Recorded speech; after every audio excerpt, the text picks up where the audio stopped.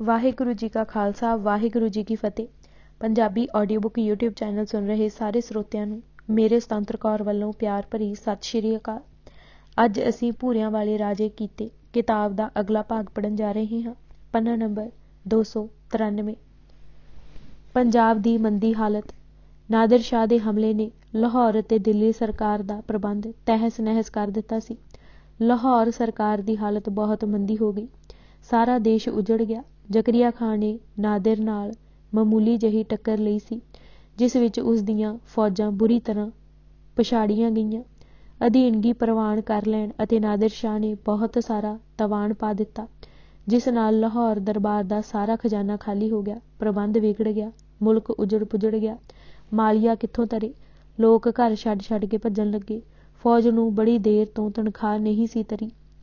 ਜਦ ਤਨਖਾਹ ਮੰਗੀ, ਖਜ਼ਾਨਾ ਖਾਲੀ ਸੀ, ਜੋ ਦੀਵਾਨ ਲਖਪਤ ਨਾ ਦੇ ਸਕਿਆ। ਖਾਨ ਬਹਾਦਰ ਨੇ ਲਖਪਤ ਨੂੰ ਕੈਦ ਕਰ ਲਿਆ। ਉਸ ਦੇ ਭਰਾ ਜਸਪਤ ਰਾਏ ਨੇ ਤਨਖਾਹ ਆਪਣੇ ਕੋਲੋਂ ਤਾਰ ਕੇ ਭਰਾ ਨੂੰ ਛੁਡਾ ਲਿਆ। ਫਿਰ ਦੋਹਾਂ ਭਰਾਵਾਂ ਖਾਨ ਬਹਾਦਰ ਦੇ ਹੁਕਮ ਨਾਲ ਜ਼ਿਮੀਂਦਾਰਾਂ ਅਤੇ ਚੌਧਰੀਆਂ ਤੋਂ ਬੜੀ ਸਖਤੀ ਨਾਲ ਮਾਲਗੁਜ਼ਾਰੀ ਵਸੂਲੀ ਕੀਤੀ। ਜ਼ਿਮੀਂਦਾਰਾਂ ਅਤੇ ਚੌਧਰੀਆਂ ਨੇ ਅੱਗੇ ਰਿਆਇਆਂ ਦੀ ਸੰਘੀ ਜਾ ਨੱਪੀ। ਜਲੰਧਰ ਦੁਆਬੇ ਦਾ ਵੀ ਬੁਰਾ ਹਾਲ। ਜੋ ਲਾਹੌਰ ਸਰਕਾਰ ਦੀ ਹਾਲਤ, ਸੋ ਜਲੰਧਰ ਦੁਆਬੇ ਦੀ। ਇੱਥੋਂ ਦਾ ਹਾਕਮ ਅਦੀਨਾ ਬੇਗ ਸੀ ਅਤੇ ਮਾਮਲਾ ਇਸ ਪਾਸੋਂ ਵੀ ਨਹੀਂ ਸੀ ਤਰਿਆ, ਸੋ ਉਸਨੂੰ ਅਤੇ ਉਸ ਦੇ ਦੀਵਾਨ ਭਵਾਨੀ ਦਾਸ ਨੂੰ ਕੈਦ ਕਰ ਦਿੱਤਾ ਗਿਆ। ਅਦੀਨਾ ਬੇਗ ਤਾਂ ਕਿਸੇ ਨਾ ਕਿਸੇ ਢੰਗ ਨਾਲ ਕੈਦ ਵਿੱਚੋਂ ਨੱਸ ਗਿਆ ਅਤੇ ਭਵਾਨੀ ਦਾਸ ਨੂੰ ਦੇਗ ਵਿੱਚ ਉਬਾਲਿਆ ਗਿਆ। ਜਸਪਤ ਰਾਏ ਦੀ ਅਦੀਨਾ ਬੇਗ ਨਾਲ ਗਾੜੀ ਛਣਦੀ ਸੀ, ਸੋ ਲਖਪਤ ਰਾਏ ਦੇ ਕਹਿਣ ਤੇ ਭਵਾਨੀ ਦਾਸ ਦੀ ਬੰਦ ਖਲਾਸ ਹੋਈ ਅਤੇ ਫਿਰ ਅਦੀਨਾ ਬੇਗ ਦੇ ਵਾਅਦਾ ਕਰਨ ਤੇ ਕਿ ਮਾਮਲਾ ਜਲਦੀ ਹੀ ਜਮ੍ਹਾਂ ਕਰਾ ਦੇਵਾਂਗਾ, ਉਸ ਨੂੰ ਮੁੜ ਉਸ ਦੇ ਪਹਿਲੇ ਅਹੁਦੇ ਤੇ ਬਹਾਲ ਕਰ ਦਿੱਤਾ ਸੀ। ਦੋਹਾਂ ਸਰਕਾਰਾਂ ਦਾ ਪ੍ਰਬੰਧ ਆਹਿਸਤਾ ਮੁੜ ਸੁਧਰਨ ਲੱਗਾ। ਸ਼੍ਰੀ ਦਰਬਾਰ ਸਾਹਿਬ ਦੇ ਦਰਸ਼ਨ ਇਸ਼ਨਾਨ ਦੀ ਸਖਤ ਮਨਾਹੀ। ਮੱਸੇ ਰੰਗੜ ਦੇ ਕਤਲ ਕਾਰਨ ਜ਼ਕਰੀਆ ਖਾਂ ਬੁਰੀ ਤਰ੍ਹਾਂ ਤੜਫ ਰਿਹਾ ਸੀ। ਕ੍ਰੋਧ ਵਿੱਚ ਸੜ ਬਲ ਰਿਹਾ ਸੀ ਕਿ ਕਰੇ ਤਾਂ ਕੀ ਕਰੇ। ਬਿਲਕੁਲ ਉਸੇ ਹਥਿਆਰਾਂ ਤੇ ਆ ਗਿਆ ਸੀ।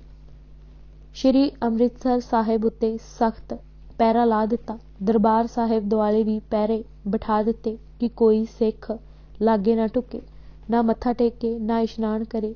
ਪਹਿਰੇ ਤਾਂ ਪਹਿਲਾਂ ਹੀ ਲੱਗੇ ਹੋਏ ਸਨ, ਪਰ ਇਸ ਕਤਲ ਪਿੱਛੋਂ ਤਾਂ ਹੋਰ ਵੀ ਸਖਤ ਕਰੜਾਈ ਹੋ ਗਈ।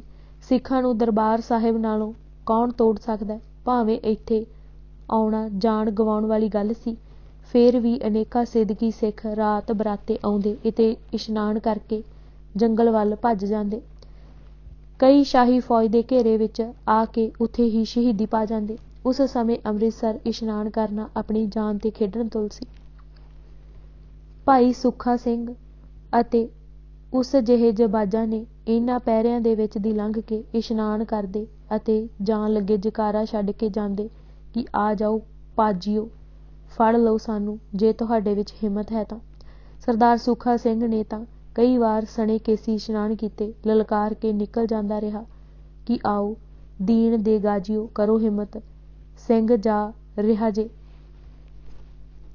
ਅਜਿਹੀਆਂ ਦਿਲ ਵਿਧੀ ਦੀਆਂ ਖਬਰਾਂ ਸੁਣ ਕੇ ਚੌਧਰੀਆਂ ਅਤੇ ਚੁਗਲਾਂ ਉੱਤੇ ਖਾਨ ਬਹਾਦਰ ਵੱਲੋਂ ਬਹੁਤ ਜ਼ਿਆਦਾ ਸਖਤੀ ਹੋਣ ਲੱਗੀ ਕਿ ਤੁਸੀਂ ਜਾਣ ਬੁੱਝ ਕੇ ਸਿੰਘਾਂ ਨੂੰ ਫੜ ਆਉਂਦੇ ਨਹੀਂ। ਚੁਗਲਾਂ ਨੇ ਆਪਣੀ ਗੈਲ ਛੁਡਾਉਣ ਲਈ ਸਿੰਘਾਂ ਦੇ ਬਾਲ ਬੱਚੇ ਅਤੇ ਉਹ ਗੁਰਮੁਖ ਅਤੇ ਧਰਮੀ ਸਿੱਖ ਫੜਨੇ ਸ਼ੁਰੂ ਕਰ ਦਿੱਤੇ ਜੋ ਅਮਨ ਅਮਾਨ ਨਾਲ ਵਸਦੇ ਤੇ ਖੇਤੀਬਾੜੀ ਕਰਦੇ ਸਨ। ਕਿਸੇ ਨੇ ਕੀ ਪੁਣ ਛਾਣ ਕਰਨੀ ਸੀ, ਜੋ ਚੁਗਲਾਂ ਕਹਿ ਦਿੱਤਾ ਸੋ ਬਿਲਕੁਲ ਠੀਕ। ਇਸ ਤਰ੍ਹਾਂ ਅਨੇਕਾਂ ਧਰਮੀ ਸਿੰਘ ਬਿਨਾਂ ਕਸੂਰੋਂ ਹੀ ਲਾਹੌਰ ਫੜ ਮੰਗਵਾ ਕੇ ਸ਼ਹੀਦ ਕਰ ਦਿੱਤੇ ਗਏ। ਭਾਈ ਤਾਰੂ ਸਿੰਘ ਵਿਰੁੱਧ ਚੁਗਲੀ ਅਤੇ ਗ੍ਰਿਫਤਾਰੀ। ਬਹਾਦਰ ਸ਼ਾਹ ਦੇ ਵੇਲੇ ਸਿੰਘਾਂ ਦੇ ਕਤਲਾਮ ਦਾ ਫਰਮਾਨ ਜਾਰੀ ਹੋਇਆ ਸੀ।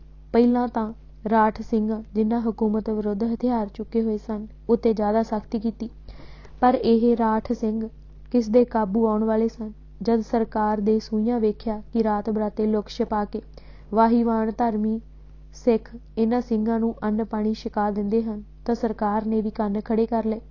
ਫਿਰ ਸ਼ਾਹੀ ਇਸ਼ਤਿਹਾਰਾਂ ਵਿੱਚ ਇਹ ਕੱਢਿਆ ਗਿਆ ਕਿ ਜੋ ਕੋਈ ਕਿਸੇ ਸਿੰਘ ਦੀ ਅੰਨ ਪਾਣੀ ਨਾਲ ਟਹਿਲ ਸੇਵਾ ਕਰੇਗਾ, ਮੌਤ ਦੀ ਸਜ਼ਾ ਦਾ ਭਾਗੀ ਬਣੇਗਾ। ਉਸ ਦਾ ਸਭ ਘਰ ਘਾਟ ਵੀ ਜ਼ਬਤ ਕਰ ਲਿਆ ਜਾਵੇਗਾ। ਇਸੇ ਕਾਰਨ ਜੰਡਿਆਲੇ ਵਾਲੇ ਹਰਭਗਤ ਨਿਰੰਜਨੀਏ ਨੇ ਭਾਈ ਤਾਰੂ ਸਿੰਘ ਜੀ ਵਿਰੁੱਧ ਲਾਹੌਰ ਪੁੱਜ ਕੇ ਖਾਨ ਬਹਾਦਰ ਪਾਸ ਜਾ ਲੂਤੀ ਫੂਕੀ। ਭਾਈ ਸਾਹਿਬ ਪਿੰਡ ਪੂਲਾ ਦਾ ਵਸਨੀਕ ਸੀ। ਭਾਈ ਤਾਰੂ ਸਿੰਘ ਬੜਾ ਭਜਨੀਕ, ਸ਼ਾਂਤਚਿੱਤ ਅਤੇ ਸਿਦਕੀ ਸਿੱਖ ਸੀ। ਉਹ ਆਪਣੀ ਜ਼ਮੀਨ ਵਿੱਚ ਹੱਥੀਂ ਵਾਹੀ ਕਰਦਾ ਅਤੇ ਆਪਣੀ ਇਸ ਨੇਕ ਕਮਾਈ ਵਿੱਚੋਂ ਆਏ ਗਏ ਦੀ ਟਹਿਲ ਸੇਵਾ ਕਰਦਾ। ਜੇ ਪਤਾ ਲੱਗੇ ਤਾਂ ਉਹ ਜੰਗਲ ਵਿੱਚ ਜਾ ਕੇ ਰਾਠ ਸਿੰਘਾਂ ਨੂੰ ਵੀ ਪ੍ਰਸ਼ਾਦਾ ਛਕਾਉਂਦਾ। ਹਰਭਜਨ ਨਿਰੰਜਨੀਏ ਨੇ ਭਾਈ ਤਾਰੂ ਸਿੰਘ ਦੇ ਵਿਰੁੱਧ ਖਾਨ ਬਹਾਦਰ ਪਾਸ ਚੁਗਲੀ ਕਰਕੇ ਖੂਬ ਭੜਕਾਇਆ ਕਿ ਉਹ ਬਾਗੀ ਸਿੰਘਾਂ ਦੀਆਂ ਢਾਣੀਆਂ ਨੂੰ ਪ੍ਰਸ਼ਾਦਾ ਪਾਣੀ ਛਕਾਉਂਦਾ ਹੈ ਅਤੇ ਮੁਸਲਮਾਨਾਂ ਦੇ ਝੁੱਗੇ ਬਣਵਾਉਂਦਾ ਹੈ। ਇਹ ਸਰਕਾਰ ਦਾ ਡਰ ਬਿਲਕੁਲ ਨਹੀਂ ਮੰਨਦਾ, ਬਹੁਤ ਖਤਰਨਾਕ ਆਦਮੀ ਹੈ ਅਤੇ ਇਸ ਦਾ ਕੋਈ ਛੇਤੀ ਹੀ ਬੰਦੋਬਸਤ ਹੋਣਾ ਚਾਹੀਦਾ ਹੈ। ਉਸ ਦੀ ਗ੍ਰਿਫਤਾਰੀ ਦਾ ਫੌਰਨ ਹੁਕਮ ਜਾਰੀ ਹੋ ਗਿਆ। ਲਾਹੌਰੋਂ ਪੁਲਿਸ ਚੜ੍ਹ ਪਈ ਅਤੇ ਭਾਈ ਸਾਹਿਬ ਨੂੰ ਪਿੰਡੋਂ ਫੜ ਕੇ ਲਾਹੌਰ ਨੂੰ ਲੈ ਤੁਰੀ।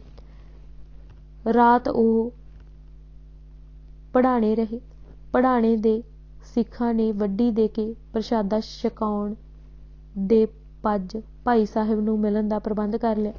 ਉਹਨਾਂ ਪੁਲਿਸ ਪਾਸੋਂ ਭਾਈ ਸਾਹਿਬ ਨੂੰ ਜ਼ਬਰਦਸਤੀ ਛੁਡਾ ਲੈਣ ਦਾ ਇਰਾਦਾ ਪ੍ਰਗਟ ਕੀਤਾ, ਪਰ ਉਹ ਨਾ ਮੰਨੇ ਅਤੇ ਸਖਤੀ ਨਾਲ ਮਨ੍ਹਾ ਕਰ ਦਿੱਤਾ ਕਿ ਇਸ ਤਰ੍ਹਾਂ ਕਰਨ ਨਾਲ ਪੜਾਣੀਏ ਸਿੱਖਾਂ ਦੇ ਸਿਰਾਂ ਦੇ ਸਰਕਾਰ ਦੇ ਕਹਿਰ ਦਾ ਪਹਾੜ ਟੁੱਟ ਪੈਣ ਦਾ ਡਰ ਹੈ। ਉਹਨਾਂ ਕਿਹਾ ਕਿ ਇੱਕ ਨਿਗੂਣੀ ਜਾਨ ਬਦਲੇ ਇੰਨਿਆਂ ਦੇ ਸਿਰ ਮੁਸੀਬਤ, ਮਰਨਾ ਤਾਂ ਫਿਰ ਵੀ ਹੈ, ਹੁਣ ਵੀ ਕਿਉਂ ਨਾ ਜ਼ਾਲਮਾਂ ਦੇ ਲੇਖੇ ਲੱਗ ਜਾਵਾਂ। ਸਭਨਾਂ ਨੂੰ ਚੜ੍ਹਦੀ ਕਲਾ ਵਾਲਾ ਦਿਲਾਸਾ ਤੇ ਭਾਣਾ ਮੰਨਣ ਦਾ ਉਪਦੇਸ਼ ਦੇ ਕੇ ਵਾਪਸ ਘਰਾਂ ਨੂੰ ਮੋੜ ਦਿੱਤਾ। ਭਾਈ ਤਾਰੂ ਸਿੰਘ ਦੀ ਖਾਨ ਬਹਾਦਰ ਦੀ ਕਚਹਿਰੀ ਵਿੱਚ ਪੇਸ਼ੀ। ਅਗਲੇ ਦਿਨ ਪੁਲਿਸ ਭਾਈ ਤਾਰੂ ਸਿੰਘ ਜੀ ਨੂੰ ਲੈ ਕੇ ਲਾਹੌਰ ਪੁੱਜੀ ਅਤੇ ਕਚਹਿਰੀ ਵਿੱਚ ਖਾਨ ਬਹਾਦਰ ਦੇ ਪੇਸ਼ ਜਾ ਕੀਤਾ। ਸਿੰਘਾਂ ਨੇ ਗੱਜ ਕੇ ਫਤਿਹ ਬੁਲਾਈ। ਗਵਰਨਰ ਤਾਂ ਤੜਫ ਉੱਠਿਆ। ਦਰਬਾਰੀ ਅਮੀਰਾਂ ਅਤੇ ਸਲਾਹਕਾਰਾਂ ਵੀ ਵੱਟ ਖਾਧਾ, ਪਰ ਕਾਜੀ ਸ਼ਾਹ ਨੇ ਮੁਫਤੀ ਤਾਂ ਸੜ ਬਲ ਕੇ ਕੋਲਾ ਹੀ ਹੋ ਗਏ। ਤੌਬਾ ਤੌਬਾ, ਲਾ ਹਵਲ ਵਿਲਾ ਕੁਵਤ। ਇਸਲਾਮੀ ਹਕੂਮਤ ਦੇ ਦਰਬਾਰ ਵਿੱਚ ਸਿੱਖ ਬਾਗੀ ਨੂੰ ਇੰਨੀ ਜੁਰਅਤ ਕਿ ਬੇਧੜਕ ਹੋ ਕੇ ਕੁਫਰ ਦੇ ਕਲਮੇ ਬੋਲੇ। ਇਹ ਮੁਗਲ ਦਰਬਾਰ ਅਤੇ ਇਸਲਾਮ ਦੀ ਬੜੀ ਵੱਡੀ ਤੋਹੀਨ ਹੈ। ਇਸ ਜ਼ੁਲਮ ਦੀ ਘੱਟੋ ਘੱਟ ਸਜ਼ਾ ਮੌਤ ਹੋਣੀ ਚਾਹੀਦੀ ਹੈ। ਇਹ ਸਿੱਧਾ ਬਗਾਵਤ ਦਾ ਨਾਅਰਾ ਹੈ। ਇਸ ਦੇ ਹੋਰ ਜ਼ੁਲਮਾਂ ਦੀ ਪੜਤਾਲ ਤਸਦੀਕ ਕਰਨ ਦੀ ਲੋੜ ਨਹੀਂ। ਮੁਲਾ ਨੇ ਭੱਬ ਕੇ ਅਤੇ ਨਵਾਬ ਨੂੰ ਭੜਕਾਇਆ। ਖਾਨ ਬਹਾਦਰ ਨੂੰ ਹੋਰ ਕ੍ਰੋਧ ਆਇਆ ਅਤੇ ਬੋਲਿਆ, ਤਾਰੂ ਸਿੰਘ, ਤੇਰੇ ਜ਼ੁਲਮਾਂ ਦੀ ਪੰਡ ਪਹਿਲਾਂ ਹੀ ਬਹੁਤ ਭਾਰੀ ਹੈ। ਕੁਫਰ ਬੋਲ ਕੇ ਇਸ ਨੂੰ ਹੋਰ ਭਾਰਾ ਕਰਨ ਦੀ ਲੋੜ ਨਹੀਂ। ਕਾਫਿਰ ਅਤੇ ਸਰਕਾਰ ਦੇ ਬਾਗੀਆਂ ਦਾ ਮਦਦਗਾਰ, ਪੱਟੀ ਦੇ ਫੌਜਦਾਰ ਦਾ ਕਤਲ ਅਤੇ ਬੁਲਾਵੇ ਦਰਬਾਰ ਵਿੱਚ ਫਤਿਹ। ਜ਼ੁਲਮ ਅਤੇ ਜ਼ੁਲਮ ਹੈ। ਮੌਤੋਂ ਬਚ ਨਿਕਲਣ ਦਾ ਤੇਰੇ ਪਾਸ ਕੋਈ ਰਾਹ? ਕੁਝ ਦੇਰ ਰੁਕ ਕੇ ਫਿਰ ਕਿਹਾ, ਹਾਂ, ਇਸਲਾਮ ਕਬੂਲ ਕਰਕੇ ਤੂੰ ਬਚ ਸਕਦਾ, ਨਹੀਂ ਤਾਂ ਮੌਤ ਲਈ ਤਿਆਰ ਰਹੋ। ਤਾਰੂ ਸਿੰਘ ਨੇ ਇਸਲਾਮ ਕਬੂਲ ਕਰਨ ਤੋਂ ਇਨਕਾਰ ਕਰ ਦਿੱਤਾ। ਬਸ ਫਿਰ ਉਸੇ ਵਕਤ ਚਰਖੀ ਤੇ ਚੜ੍ਹਾ ਕੇ ਲਹੂ ਲੁਹਾਨ ਕਰ ਦਿੱਤਾ। ਪਰ ਸਿਦਕੀ ਸਿੱਖ ਆਪਣੇ ਧਰਮ ਤੇ ਅਟਲ ਰਿਹਾ। ਉਸ ਨੂੰ ਜੇਲ੍ਹ ਵਿੱਚ ਬੰਦ ਕਰਕੇ ਹੋਰ ਤਸੀਹੇ ਦੇਣ ਦਾ ਹੁਕਮ ਹੋਇਆ ਤਾਂ ਕਿ ਸਿੱਖ ਦਾ ਹੱਠ ਤੋੜ ਦਿੱਤਾ ਜਾਵੇ। ਅਗਲੀ ਪੇਸ਼ੀ ਤੱਕ ਇਹ ਜ਼ੁਲਮ ਜਾਰੀ ਰਿਹਾ। ਮਤਾਬ ਸਿੰਘ, ਦਿਆਲ ਸਿੰਘ ਅਤੇ ਗਰਜਾ ਸਿੰਘ ਦੀਆਂ ਸ਼ਹੀਦੀਆਂ। ਇੰਨੀ ਦਿਨੀਂ ਭਾਈ ਮਤਾਬ ਸਿੰਘ ਮੱਸੇ ਰੰਘੜ ਦਾ ਕਾਤਲ ਬੀਕਾਨੇਰ ਤੋਂ ਪੰਜਾਬ ਵੱਲ ਆਇਆ ਹੋਇਆ ਸੀ। ਉਸ ਨੂੰ ਨੱਥੇ ਖਹਿਰੇ ਦੇ ਮਾਰੇ ਜਾਣ ਅਤੇ ਰਾਏ ਸਿੰਘ ਦੇ ਘੋਰ ਘਾਇਲ ਹੋਣ ਦੀ ਖਬਰ ਮਿਲ ਚੁੱਕੀ ਸੀ। ਉਹ ਨੱਥੇ ਖਹਿਰੇ ਦੇ ਘਰ ਵਾਲਿਆਂ ਨੂੰ ਮਿਲ ਕੇ ਦਿਲਾਸਾ ਦੇਣਾ ਚਾਹੁੰਦਾ ਸੀ। ਰਾਜੀ ਹੋ ਰਹੇ ਪੁੱਤ ਨੂੰ ਵੇਖਣ ਦੀ ਖਾਹਿਸ਼ ਵੀ ਸੀ। ਜਦ ਇੱਧਰ ਆਇਆ ਤਾਂ ਭਗਤ ਨਿਰੰਜਨੀਏ ਨੂੰ ਪਤਾ ਲੱਗ ਗਿਆ। ਝੱਟ ਲਾਹੌਰ ਅੱਪੜ ਕੇ ਚੁਗਲੀ ਕੀਤੀ ਅਤੇ ਬਹੁਤ ਸਾਰੀ ਫੌਜ ਲੈ ਕੇ ਮਤਾਬ ਸਿੰਘ ਨੂੰ ਜਾ ਫੜਾਇਆ। ਜਦ ਉਸ ਨੂੰ ਖਾਨ ਬਹਾਦਰ ਦੇ ਪੇਸ਼ ਕੀਤਾ ਤਾਂ ਮੌਤ ਜਾਂ ਇਸਲਾਮ ਦਾ ਹੁਕਮ ਸੁਣਾ ਦਿੱਤਾ। ਜਿਹੜੇ ਪੈਦਾ ਹੀ ਦੇਸ਼ ਧਰਮ ਅਤੇ ਅਣਖ ਲਈ ਸ਼ਹੀਦ ਹੋਣ ਵਾਸਤੇ ਹੋਣ, ਉਹ ਕਦੋਂ ਧਰਮ ਤਿਆਗਦੇ ਹਨ? ਉਹ ਤਾਂ ਇਹੋ ਜਿਹੇ ਖੜੇ ਖਾਨ ਬਹਾਦਰ ਨੂੰ ਅਤੇ ਇਹਨਾਂ ਵੱਲੋਂ ਦਿੱਤੇ ਜਾਂਦੇ ਮੌਤ ਦੇ ਹੁਕਮਾਂ ਨੂੰ ਮੂਲੋਂ ਟਿੱਚ ਜਾਣਦੇ ਹਨ। ਮਤਾਬ ਸਿੰਘ ਨੇ ਗੱਜ ਕੇ ਕਿਹਾ, ਖਾਨ ਸਾਹਿਬ, ਇਹ ਮੌਤ ਦੇ ਡਰਾਵੇ ਕਿਸੇ ਹੋਰ ਨੂੰ ਦਿਓ। ਮੌਤ ਦਾ ਡਰ ਤੁਹਾਨੂੰ ਹੈ, ਸਾਨੂੰ ਨਹੀਂ। ਤੁਸੀਂ ਇਸਲਾਮੀ ਹੋ, ਕੀ ਮੌਤੋਂ ਬਚੇ ਰਹੋਗੇ? ਕੀ ਪਹਿਲਾਂ ਕਿਸੇ ਸਿੰਘ ਨੇ ਮੌਤੋਂ ਡਰ ਕੇ ਇਸਲਾਮ ਕਬੂਲ ਕੀਤਾ ਹੈ ਜੋ ਮੈਂ ਕਰ ਲਊਂਗਾ? ਮੈਂ ਤੁਹਾਡੀ ਹਿਰਾਸਤ ਵਿੱਚ ਹਾਂ। ਭਿਆਨਕ ਤੋਂ ਭਿਆਨਕ ਤਰੀਕੇ ਨਾਲ ਮੌਤ ਦੇ ਕੇ ਆਪਣਾ ਜੀ ਠਾਰ ਲੈ, ਪਰ ਧਰਮ ਛੱਡਣ ਲਈ ਫੇਰ ਨਾ ਕਿਉ। ਇਸਲਾਮੋਂ ਇਨਕਾਰੀ ਹੋਣ ਤੇ ਚਰਖੀ ਤੇ ਚੜ੍ਹਾ ਕੇ ਸ਼ਹੀਦ ਕੀਤਾ ਗਿਆ। ਸਰਦਾਰ ਦਿਆਲ ਸਿੰਘ ਸਹਿਸਰੇ ਪਿੰਡ ਵਾਲਾ ਅਤੇ ਗਰਜਾ ਸਿੰਘ ਵੀ ਕੈਦ ਕੀਤੇ ਹੋਏ ਸਨ। ਉਹਨਾਂ ਵੀ ਮੌਤ ਕਬੂਲੀ। ਸਰਦਾਰ ਦਿਆਲ ਸਿੰਘ ਚਰਖੀ ਅਤੇ ਗਰਜਾ ਸਿੰਘ ਨੂੰ ਸੂਲੀ ਚੜ੍ਹਾ ਕੇ ਸ਼ਹੀਦ ਕੀਤਾ ਗਿਆ। ਇਹਨਾਂ ਤਿੰਨਾਂ ਸਿੰਘਾਂ ਦੀ ਸ਼ਹਾਦਤ ਭਾਈ ਤਾਰੂ ਸਿੰਘ ਜੀ ਦੇ ਸਾਹਮਣੇ ਹੋਈ। ਭਾਈ ਤਾਰੂ ਸਿੰਘ ਦੀ ਫਿਰ ਪੇਸ਼ੀ। ਇਹਨਾਂ ਸ਼ਹਾਦਤ ਤੋਂ ਥੋੜ੍ਹਾ ਸਮਾਂ ਪਿੱਛੋਂ ਫਿਰ ਭਾਈ ਤਾਰੂ ਸਿੰਘ ਜੀ ਦੀ ਸ਼ਹੀਦੀ ਹੋਈ। ਇਸ ਵਾਰ ਫਤਿਹ ਬੁਲਾਉਣ ਅਤੇ ਸੂਬੇ ਨੇ ਕੋਈ ਕੌੜ ਨਹੀਂ ਮਨਾਈ। ਗੱਲਬਾਤ ਦਾ ਅੰਦਾਜ਼ ਬਦਲਿਆ। ਡਰ ਦੀ ਥਾਂ ਬਥੇਰੇ ਲਾਲਚ ਦਿੱਤੇ। ਸਿੰਘ ਚਟਾਨ ਵਾਂਗ ਅਟਲ ਰਿਹਾ। ਹਰ ਵਾਰ ਇਹੋ ਹੀ ਕਿਹਾ ਕਿ ਮੇਰੀ ਸਿੱਖੀ ਕੇਸਾਂ ਸਵਾਸਾਂ ਨਾਲ ਨਿਭੇਗੀ। ਸੂਬੇਦਾਰ ਅੱਕ ਗਿਆ ਅਤੇ ਗਰਮ ਹੋ ਕੇ ਬੋਲਿਆ, ਤਾਰੂ ਸਿੰਘਾ, ਮੈਂ ਤੇਰੇ ਸਿੱਖੀ ਅਤੇ ਕੇਸਾਂ ਦੀ ਰਟ ਬਹੁਤ ਸੁਣ ਲਈ ਹੈ। ਸਭ ਵੱਲ ਵਿੰਗ ਪਲ ਵਿੱਚ ਨਿਕਲ ਜਾਣਗੇ। ਤੂੰ ਜਿਸ ਸਿੱਖੀ ਅਤੇ ਕੇਸਾਂ ਤੇ ਇੰਨਾ ਮਾਣ ਕਰਦਾ ਹੈ, ਮੈਂ ਜੁੱਤੀਆਂ ਨਾਲ ਉਡਾ ਦਿਆਂਗਾ। ਅੱਗੋਂ ਸਿੰਘਾਂ ਨੇ ਵੀ ਰੌਹ ਨਾਲ ਗਰਜ ਕੇ ਉੱਤਰ ਦਿੱਤਾ, ਖਾਨ ਬਹਾਦਰ, ਧਿਆਨ ਨਾਲ ਗੱਲ ਸੁਣ। ਮੇਰੀ ਸਿੱਖੀ ਕੇਸਾਂ ਸਵਾਸਾਂ ਨਾਲ ਹੀ ਨਿਭ ਜਾਏਗੀ, ਪਰ ਯਾਦ ਰੱਖ, ਤੈਨੂੰ ਖਾਲਸੇ ਦੀ ਜੁੱਤੀ ਅੱਗੇ ਲੱਗ ਕੇ ਚੱਲਣਾ ਪਵੇਗਾ। ਭਾਈ ਤਾਰੂ ਸਿੰਘ ਦੀ ਖੋਪਰੀ ਲੁਹਾ ਦਿੱਤੀ। ਭਾਈ ਤਾਰੂ ਸਿੰਘ ਦੇ ਉੱਤਰ ਨੇ ਤਾਂ ਸੂਬੇਦਾਰ ਨੂੰ ਸੱਤੀ ਕੱਪੜੀ ਅੱਗ ਲਾ ਦਿੱਤੀ। ਉਸਨੇ ਹੁਕਮ ਦੇ ਕੇ ਮੋਚੀ ਕੋਲੋਂ ਸਣੇ ਕੇਸਾਂ ਤਾਰੂ ਸਿੰਘ ਦੀ ਖੋਪਰੀ ਲੁਹਾ ਦਿੱਤੀ। ਇਹ ਸਾਖਾ ਨਿਖਾਸ ਚੌਂਕ ਲਾਹੌਰ ਵਿਖੇ ਵੱਡੇ ਰੇਲਵੇ ਸਟੇਸ਼ਨ ਦੇ ਲਾਗੇ ਸੰਮਤ ਬਿਕਰਮੀ 1802 ਮੁਤਾਬਕ 1745 ਨੂੰ ਹੋਇਆ। ਭਾਈ ਸਾਹਿਬ ਤੇ ਅਸਹਿ ਜ਼ੁਲਮ ਢਾਇਆ ਗਿਆ। ਇਸ ਨੂੰ ਵੇਖ ਕੇ ਸਾਰੇ ਸ਼ਹਿਰ ਵਿੱਚ ਹਾਹਾਕਾਰ ਮਚ ਗਿਆ। ਨੇਕ ਦਿਲ ਮੁਸਲਮਾਨ ਵੀ ਤ੍ਰਹਿਮਾਣ ਕਰ ਉੱਠੇ। ਲਾਹੌਰ ਦੇ ਸਿੱਖਾਂ ਨੇ ਸੂਬੇ ਨੂੰ ਬੇਨਤੀ ਕੀਤੀ ਕਿ ਭਾਈ ਸਾਹਿਬ ਨੂੰ ਉਹਨਾਂ ਦੇ ਹਵਾਲੇ ਕਰ ਦਿੱਤਾ ਜਾਏ। ਉਸ ਸਮੇਂ ਤੋਂ ਚੱਲੀ ਆ ਰਹੀ ਪ੍ਰਚਲਿਤ ਕਥਾ ਅਨੁਸਾਰ ਖੋਪਰਾ ਲਾਹੇ ਜਾਣ ਤੋਂ ਪਿੱਛੋਂ ਭਾਈ ਤਾਰੂ ਸਿੰਘ ਨੂੰ ਕਚਹਿਰੀ ਵਾਲੀ ਖਾਈ ਵਿੱਚ ਸੁੱਟਵਾ ਦਿੱਤਾ ਗਿਆ ਸੀ। ਇੱਥੇ ਲਾਹੌਰ ਦੇ ਸਿੱਖ ਭਾਈ ਸਾਹਿਬ ਨੂੰ ਚੁੱਕ ਕੇ ਲੈ ਗਏ ਸਨ। ਉਹਨਾਂ ਨੇ ਲੈ ਕੇ ਜਾ ਕੇ ਬਹੁਤ ਸੇਵਾ ਕੀਤੀ। ਭਾਈ ਸਾਹਿਬ ਇਸੇ ਹਾਲਤ ਵਿੱਚ 22 ਦਿਨ ਤੱਕ ਜਿੰਦਾ ਰਹੇ। ਉਹ ਹਰ ਵੇਲੇ ਗੁਰਬਾਣੀ ਦਾ ਜਾਪ ਕਰਦੇ ਰਹਿੰਦੇ ਅਤੇ ਵੇਖਣ ਆਏ ਲੋਕਾਂ ਨੂੰ ਇੰਝ ਮਹਿਸੂਸ ਕਰਵਾਉਂਦੇ ਜਿਵੇਂ ਉਹਨਾਂ ਨੂੰ ਹੋਇਆ ਹੀ ਕੁਝ ਨਹੀਂ। ਫਿਰ ਵੀ ਉਹਨਾਂ ਦੀ ਇਸ ਹਾਲਤ ਨੂੰ ਤੱਕ ਕੇ ਦਰਸ਼ਨ ਕਰਨ ਵਾਲਿਆਂ ਦੇ ਦੰਦ ਜੁੜ ਜਾਂਦੇ। ਜ਼ਕਰੀਆ ਖਾਨ ਦੀ ਪਿਸ਼ਾਬ ਦੇ ਬੰਨ ਕਾਰਨ ਮੰਦੀ ਹਾਲਤ। ਭਾਈ ਤਾਰੂ ਸਿੰਘ ਉੱਤੇ ਵਰਤਾਏ ਅਕਹਿ ਜ਼ੁਲਮ ਤੋਂ ਥੋੜ੍ਹੇ ਦਿਨ ਬਾਅਦ ਖਾਨ ਬਹਾਦਰ ਨੂੰ ਪਿਸ਼ਾਬ ਦਾ ਬੰਨ ਪੈ ਗਿਆ। ਹਕੀਮਾਂ ਵੈਦਾਂ ਬੜਾ ਇਲਾਜ ਕੀਤਾ, ਪਰ ਕੋਈ ਆਰਾਮ ਨਾ ਆਇਆ ਅਤੇ ਨਵਾਬ ਡਾਢਾ ਲਾਚਾਰ ਹੋਇਆ। ਉਸਦੀ ਦੁਹਾਈ ਮਹਿਲਾਂ ਤੋਂ ਬਾਹਰ ਸੁਣੇ। ਉਸਦੇ ਦਿਲ ਤੇ ਪੱਥਰ ਦੀ ਲਕੀਰ ਵਾਂਗ ਇਹ ਗੱਲ ਬਹਿ ਗਈ ਕਿ ਇਹ ਸਭ ਕੁਝ ਭਾਈ ਤਾਰੂ ਸਿੰਘ ਉੱਤੇ ਕੀਤੇ ਜ਼ੁਲਮ ਅਤੇ ਉਸਦੇ ਸਰਾਪ ਦਾ ਨਤੀਜਾ ਹੈ। ਉਸਨੇ ਭਾਈ ਸੁਭੇਗ ਸਿੰਘ ਜੰਬਰਾ ਵਾਲੇ ਨੂੰ ਸੱਦ ਕੇ ਭਾਈ ਸਾਹਿਬ ਪਾਸ ਕਲਾਇਆ ਕਿ ਉਸਨੂੰ ਮਾਫ਼ੀ ਦੇ ਕੇ ਬਖਸ਼ਿਆ ਜਾਵੇ। ਭਾਈ ਤਾਰੂ ਸਿੰਘ ਜੀ ਨੇ ਕਿਹਾ ਕਿ ਮੇਰੇ ਹੱਥੋਂ ਤੀਰ ਨਿਕਲ ਚੁੱਕਾ ਹੈ। ਖਾਲਸਾ ਪੰਥ ਹੀ ਸਮਰੱਥ ਅਤੇ ਬਖਸ਼ਣਹਾਰ ਹੈ। ਹੁਣ ਸ਼੍ਰੀ ਅੰਮ੍ਰਿਤਸਰ ਜਾਓ ਅਤੇ ਪੰਥ ਪਾਸ ਮੁਆਫ਼ੀ ਲਈ ਬੇਨਤੀ ਕਰੋ। ਸਰਦਾਰ ਸੁਭੇਗ ਸਿੰਘ ਜੀ ਖਾਨ ਬਹਾਦਰ ਵੱਲੋਂ ਨਜ਼ਰਾਨਾ ਲੈ ਕੇ ਅੰਮ੍ਰਿਤਸਰ ਸਾਹਿਬ ਪੁੱਜੇ। ਅੱਗੇ ਅਕਾਲ ਬੁੰਗੇ ਬੁੱਢੇ ਦਲ ਦਾ ਉਤਾਰਾ ਸੀ। ਸਰਦਾਰ ਸੁਭੇਗ ਸਿੰਘ ਨੇ ਨਵਾਬ ਕਪੂਰ ਸਿੰਘ ਨੂੰ ਸਾਰੀ ਗੱਲ ਦੱਸੀ ਅਤੇ ਖਾਨ ਬਹਾਦਰ ਨੂੰ ਬਖਸ਼ੇ ਜਾਣ ਲਈ ਬੇਨਤੀ ਕੀਤੀ। ਅੰਤ ਸਾਰੇ ਪੰਥ ਨੇ ਜੁੜ ਕੇ ਇਕਚਿੱਤ ਹੋ ਕੇ ਗੁਰੂ ਮਹਾਰਾਜ ਅੱਗੇ ਅਰਦਾਸ ਕਰਕੇ ਸਰਦਾਰ ਸੁਭੇਗ ਸਿੰਘ ਨੂੰ ਹੁਕਮ ਦਿੱਤਾ ਕਿ ਸੰਤ ਸਰੂਪ ਭਾਈ ਤਾਰੂ ਸਿੰਘ ਦਾ ਬਚਨ ਅਸਲੋਂ ਟਲੇਗਾ ਨਹੀਂ, ਪਰ ਭਾਈ ਤਾਰੂ ਸਿੰਘ ਦੀ ਜੁੱਤੀ ਖਾਨ ਬਹਾਦਰ ਦੇ ਸਿਰ ਵਿੱਚ ਮਾਰਨ ਨਾਲ ਪਿਸ਼ਾਬ ਖੁੱਲ੍ਹ ਕੇ ਆ ਜਾਵੇਗਾ। ਸੁਭੇਗ ਸਿੰਘ ਤੁਰੰਤ ਲਾਹੌਰ ਆ ਕੇ ਸਾਰੀ ਗੱਲ ਖਾਨ ਬਹਾਦਰ ਨੂੰ ਆਣ ਦੱਸੀ। ਉਹਨੇ ਇੰਨੇ ਨੂੰ ਹੀ ਆਪਣੀ ਖੁਸ਼ਨਸੀਬੀ ਸਮਝਿਆ। ਮਿੰਨਤ ਕਰਕੇ ਜੁੱਤੀ ਮੰਗਵਾਈ ਗਈ। ਜਿਉਂ-ਜਿਉਂ ਸਿੰਘ ਸਾਹਿਬ ਦੀ ਜੁੱਤੀ ਖਾਨ ਬਹਾਦਰ ਦੇ ਸਿਰ ਵਿੱਚ ਵੱਜਦੀ, ਤਿਉਂ-ਤਿਉਂ ਉਸਨੂੰ ਚੈਨ ਆਉਂਦਾ ਅਤੇ ਪਿਸ਼ਾਬ ਖੁੱਲ੍ਹ ਕੇ ਆ ਜਾਂਦਾ। ਭਾਈ ਤਾਰੂ ਸਿੰਘ ਦੀ ਜੁੱਤੀ ਨਾਲ ਖਾਨ ਬਹਾਦਰ ਦੀ ਮੌਤ। ਖਾਨ ਬਹਾਦਰ ਨੇ ਰੱਬ ਦਾ ਲੱਖ ਸ਼ੁਕਰਾਨਾ ਕੀਤਾ। ਖਾਨ ਨੇ ਸੰਭਾਲ ਕੇ ਜੁੱਤੀ ਪਾਸ ਹੀ ਰੱਖ ਲਈ। ਇਸ ਪਰਉਪਕਾਰ ਬਦਲੇ ਸਰਦਾਰ ਸੁਭੇਗ ਸਿੰਘ ਨੂੰ ਲਾਹੌਰ ਦਾ ਕੋਤਵਾਲ ਥਾਪ ਦਿੱਤਾ। ਉਸਨੇ ਪਹਿਲਾਂ ਇਹ ਕੰਮ ਕੀਤਾ ਕਿ ਚਰਖੀ, ਸੂਲੀ ਆਦਿ ਦੀਆਂ ਸਜ਼ਾਵਾਂ ਬਿਲਕੁਲ ਬੰਦ ਕਰਵਾ ਦਿੱਤੀਆਂ। ਬਦੋਸ਼ੇ ਫੜੇ ਹੋਏ ਸਿੱਖ ਜੇਲ੍ਹ ਵਿੱਚੋਂ ਬਾਹਰ ਕੱਢ ਦਿੱਤੇ। ਸ਼ਹਿਰ ਦੇ ਦਰਵਾਜ਼ਿਆਂ ਉੱਤੇ ਚਿਣੇ ਹੋਏ ਮੁਨਾਰਿਆਂ ਦੀ ਸ਼ਕਲ ਵਿੱਚ ਅਤੇ ਖੂਹਾਂ ਵਿੱਚ ਸੁੱਟੇ ਹੋਏ ਸਿੰਘਾਂ ਦੇ ਸਿਰ ਕਢਵਾ ਕੇ ਉਹਨਾਂ ਨੇ ਸੰਸਕਾਰ ਕਰਵਾਏ ਅਤੇ ਥਾਂ-ਥਾਂ ਸ਼ਹੀਦਾਂ ਦੀਆਂ ਯਾਦਗਾਰਾਂ ਕਾਇਮ ਕੀਤੀਆਂ। ਬੇਗੁਨਾਹਾਂ ਅਤੇ ਮਾਸੂਮਾਂ ਉੱਤੇ ਮੁਲਾਣਿਆਂ ਵੱਲੋਂ ਤੁਖਣਾ ਦੇ ਦੇ ਕੇ ਢਾਇਆ ਜਾਂਦਾ ਜ਼ੁਲਮ ਰੋਕ ਦਿੱਤਾ। ਉਧਰ ਨਵਾਬ ਖਾਨ ਬਹਾਦਰ ਦੇ ਸਿਰ ਵਿੱਚ ਰੋਜ਼ ਜੁੱਤੀਆਂ ਦੀ ਵਿਛਾੜ ਹੋਵੇ।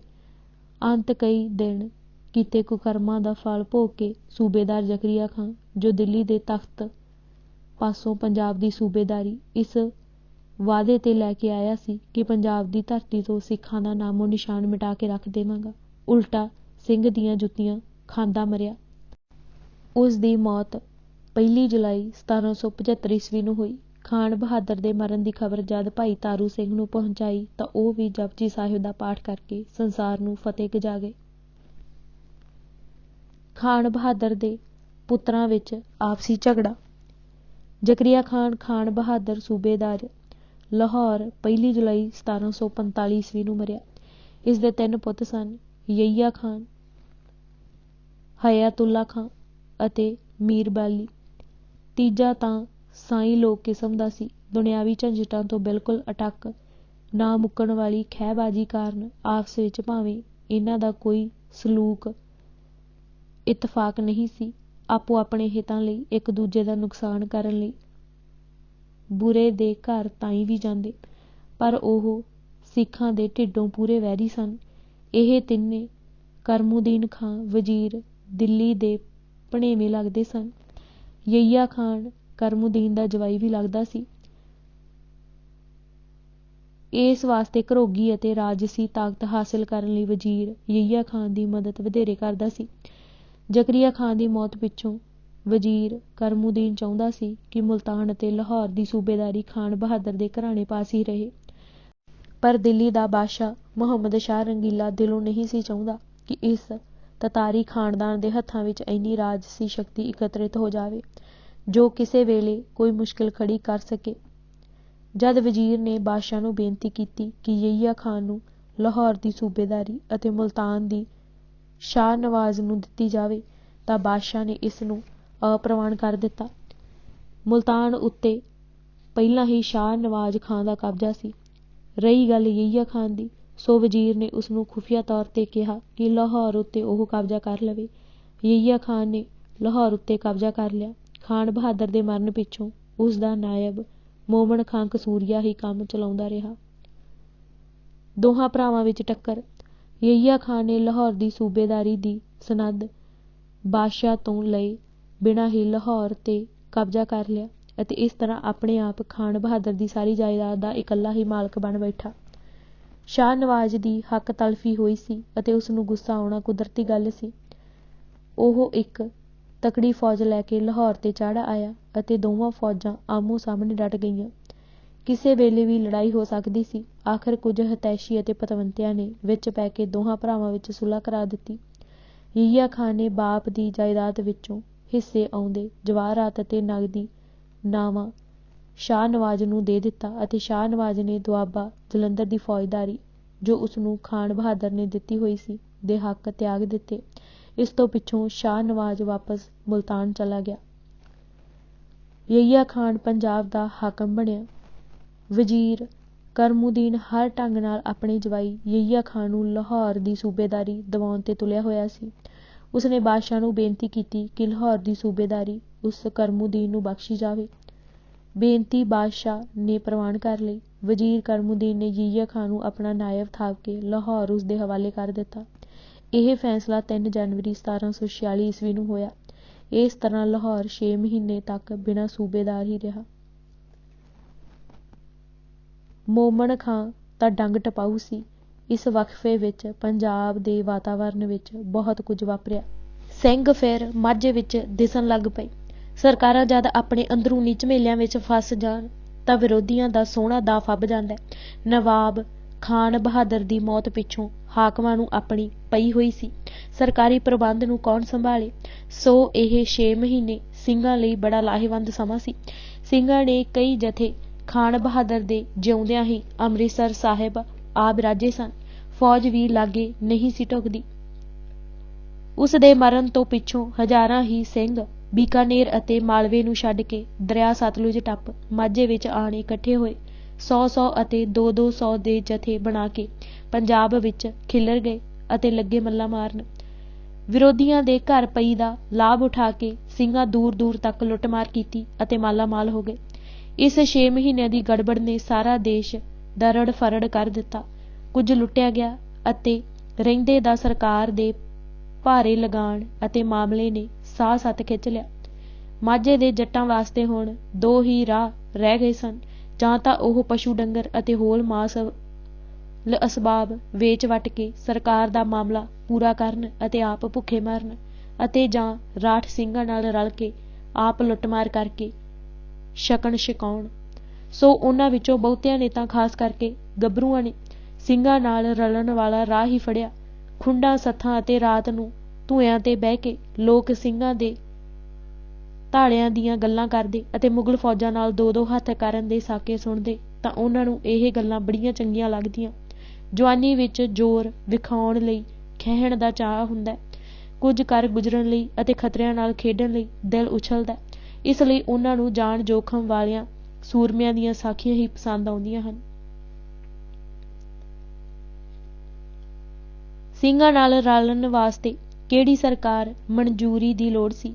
ਸਿਰਫ ਵਧੀਆ ਘੋੜਾ ਜਾਂ ਘੋੜੀ ਅਤੇ ਚੰਗਾ ਹਥਿਆਰ ਪਾਸ ਹੋਣਾ ਜ਼ਰੂਰੀ ਸੀ। ਜੋਸ਼ੀਲੇ ਗੱਭਰੂ ਘਰ ਦੀ ਜਾਂ ਪਿੰਡਾਂ ਚੋਂ ਕਿਸੇ ਦੀ ਘੋੜੀ ਭਜਾ ਕੇ, ਘਰੋਂ ਰੁਪਏ ਪੈਸੇ ਜਾਂ ਜੇਵਰ ਆਦਿ ਚੁਰਾ ਕੇ, ਤਲਵਾਰ ਬੰਦੂਕ ਅਤੇ ਕਈ ਹਾਲਤਾਂ ਵਿੱਚ ਘੋੜੀ ਖਰੀਦ ਕੇ ਸਿੰਘਾਂ ਦੇ ਜਥੇ ਵਿੱਚ ਜਾ ਰਲਦੇ ਅਤੇ ਅੰਮ੍ਰਿਤ ਛਕ ਕੇ ਸਿੰਘ ਸੱਜ ਜਾਂਦੇ। ਇਸ ਵੇਲੇ ਸਿੱਖ ਸਰਦਾਰਾਂ ਦੇ ਜਥਿਆਂ ਵਿੱਚ ਸ਼ਾਮਿਲ ਸਿਪਾਹੀਆਂ ਨੂੰ ਕੋਈ ਬੱਝਵੀਂ ਤਨਖਾਹ ਨਹੀਂ ਸੀ ਮਿਲਦੀ। ਉਹਨਾਂ ਨੂੰ ਲੁੱਟ ਦੇ ਮਾਲ ਚੋਂ ਬਣਦਾ ਹਿੱਸਾ ਮਿਲਿਆ ਕਰਦਾ ਸੀ। ਜਦ ਕਿਤੇ ਬਹੁਤ ਜਥੇ ਮਿਲ ਕੇ ਕਿਸੇ ਵੱਡੇ ਸ਼ਿਕਾਰ ਤੇ ਪੈਂਦੇ ਤਾਂ ਇਹ ਹਰ ਇੱਕ ਸਰਦਾਰ ਨੂੰ ਲੁੱਟਮਾਰ ਦੇ ਮਾਲ ਚੋਂ ਉਸ ਦੇ ਸਿਪਾਹੀਆਂ ਦੀ ਗਿਣਤੀ ਅਨੁਸਾਰ ਹਿੱਸਾ ਮਿਲਦਾ ਅਤੇ ਉਹ ਇਸ ਮਿਲੇ ਹਿੱਸੇ ਨੂੰ ਅੱਗੇ ਆਪਣੇ ਸਿੱਖ ਸਿਪਾਹੀਆਂ ਵਿੱਚ ਵੰਡ ਦਿੰਦਾ। ਉਸ ਵੇਲੇ ਸਿੱਖ ਸਿਪਾਹੀਆਂ ਵਿੱਚ ਅਨੁਸ਼ਾਸਨ ਸੀ। ਜਥੇਬੰਦੀ ਨੂੰ ਮਜ਼ਬੂਤ ਤੋਂ ਮਜ਼ਬੂਤ ਬਣਾਉਣ ਵਾਸਤੇ ਹਰ ਇੱਕ ਸਿੱਖ ਆਪਣੇ ਜਥੇਦਾਰ ਦੀ ਤਾਬਿਆ ਵਿੱਚ ਰਹਿੰਦਾ, ਉਸ ਦੇ ਹੁਕਮ ਦੀ ਪਾਲਣਾ ਕਰਦਾ। ਬੇਸ਼ੱਕ ਜਾਨ ਵੀ ਚਲੀ ਜਾਵੇ। ਜਥੇਬੰਦਕ ਤੌਰ ਤੇ ਜਥੇਦਾਰ ਦਾ ਮਰਤਬਾ ਬਹੁਤ ਬੁਲੰਦ ਹੁੰਦਾ ਸੀ, ਪਰ ਹਾਂ ਸਮਾਜਿਕ ਅਤੇ ਧਾਰਮਿਕ ਪੱਖੋਂ ਹਰ ਸਿੱਖ ਦਾ ਦਰਜਾ ਇੱਕੋ ਜਿਹਾ ਹੁੰਦਾ ਸੀ। ਕੋਈ ਊਚ ਨੀਚ ਜਾਂ ਛੂਤ ਛਾਤ ਨਹੀਂ ਸੀ। ਹਰ ਕੋਈ ਇੱਕ ਦੂਸਰੇ ਦੇ ਸਾਹੀਂ ਜਿਉਂਦਾ ਸੀ। ਜੋ ਵੀ ਮਾਰਦੇ, ਵੰਡ ਕੇ ਛਕਦੇ। ਕੁਝ ਲੁਕਾ ਕੇ ਰੱਖ ਲੈਣਾ ਜਾਂ ਕੱਲ ਖੋਰੀ ਕਰਨ ਦਾ ਤਾਂ ਸਵਾਲ ਹੀ ਪੈਦਾ ਨਹੀਂ ਸੀ ਹੁੰਦਾ। ਸਿੰਘਾਂ ਦੀ ਗਿਣਤੀ ਵਿੱਚ ਵਾਧਾ। ਸਿੰਘਾਂ ਦੇ ਵਿਰੁੱਧ ਅਬਦੁਲ ਸਮਦ ਖਾਂ, ਜ਼ਕਰੀਆ ਖਾਨ ਦਾ ਬਾਪ ਅਤੇ ਪੰਜਾਬ ਵਿੱਚ ਗਵਰਨਰ ਜ਼ਕਰੀਆ ਖਾਨ ਆਪ ਸਿੰਘਾਂ ਨੂੰ ਨੇਸ ਤੇ ਨਬੂਦ ਕਰ ਸੁੱਟਣ ਵਿੱਚ ਆਪਣਾ ਸਾਰਾ ਤਾਣ ਲਾ ਚੁੱਕੇ ਸਨ। ਇਹ ਮਰਦੇ ਮਾਰਦੇ ਆਪ ਮਰ ਗਏ, ਪਰ ਸਿੰਘ ਨਾ ਮੁੱਕੇ। ਹੁਣ ਯਹੀਆ ਖਾਨ ਸੂਬੇਦਾਰੀ ਦੀ ਗੱਦੀ ਤੇ ਸੀ। ਇਹ ਵੀ ਤਵੱਸਵੀ ਮੁਲਾਣਿਆਂ ਦੇ ਟੇਟੇ ਚੜ੍ਹ ਚੁੱਕਾ ਸੀ, ਪਰ ਉੱਧਰ ਸਿੰਘਾਂ ਦੀ ਤਾਕਤ ਵੀ ਅੱਗੇ ਨਾਲੋਂ ਕਈ ਗੁਣਾ ਜ਼ਿਆਦਾ ਸੀ। ਯਹੀਆ ਖਾਨ ਨੇ ਹਿੱਛ ਕੇ ਸਿੰਘਾਂ ਦੇ ਗਲ ਪੈਣ ਦੀ ਪਾਲਿਸੀ ਨੂੰ ਨਾ ਅਪਣਾਇਆ। ਸਿੰਘਾਂ ਨਾਲ ਇਸ ਨੂੰ ਕੋਈ ਮੋਹ ਪਿਆਰ ਨਹੀਂ ਸੀ। ਗੱਲ ਸਿਰਫ ਇੰਨੀ ਸੀ ਕਿ ਉਹ ਸਿੰਘਾਂ ਦੇ ਹੱਠ ਅਤੇ ਬਾਹੂਬਲ ਨੂੰ ਚੰਗੀ ਤਰ੍ਹਾਂ ਸਮਝਦਾ ਸੀ।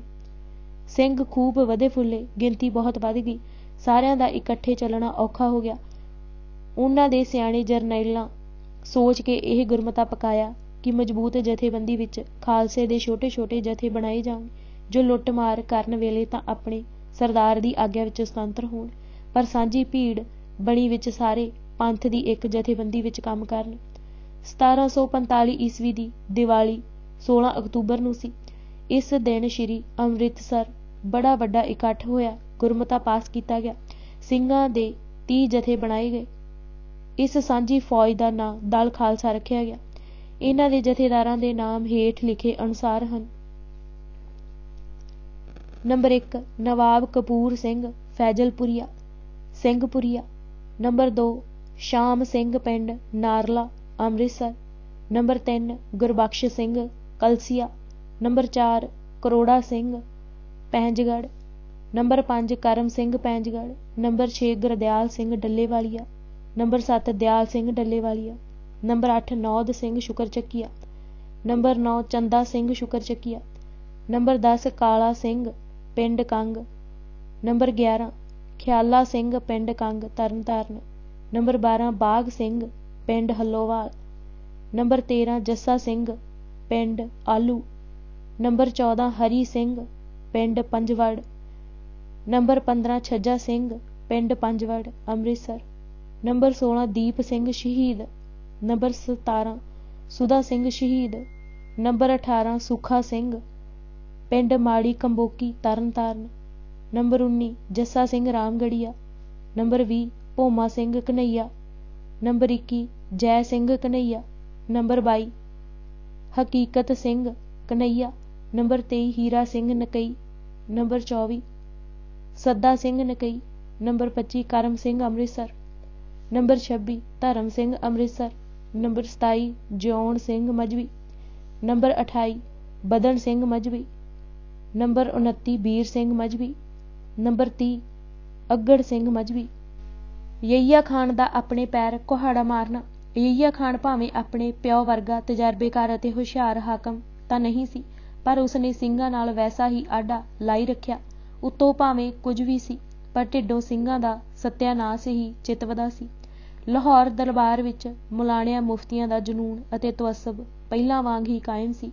ਯਹੀਆ ਖਾਨ ਦਾ ਢਿੱਲਾ ਪ੍ਰਸ਼ਾਸਨ ਅਤੇ ਖਾਲਸੇ ਦੀ ਤਾਕਤ ਦਾ ਵਾਧਾ ਮੌਲਵੀਆਂ ਦੀ ਕੋਈ ਪੇਸ਼ ਨਹੀਂ ਸੀ ਜਾਣ ਦਿੰਦਾ।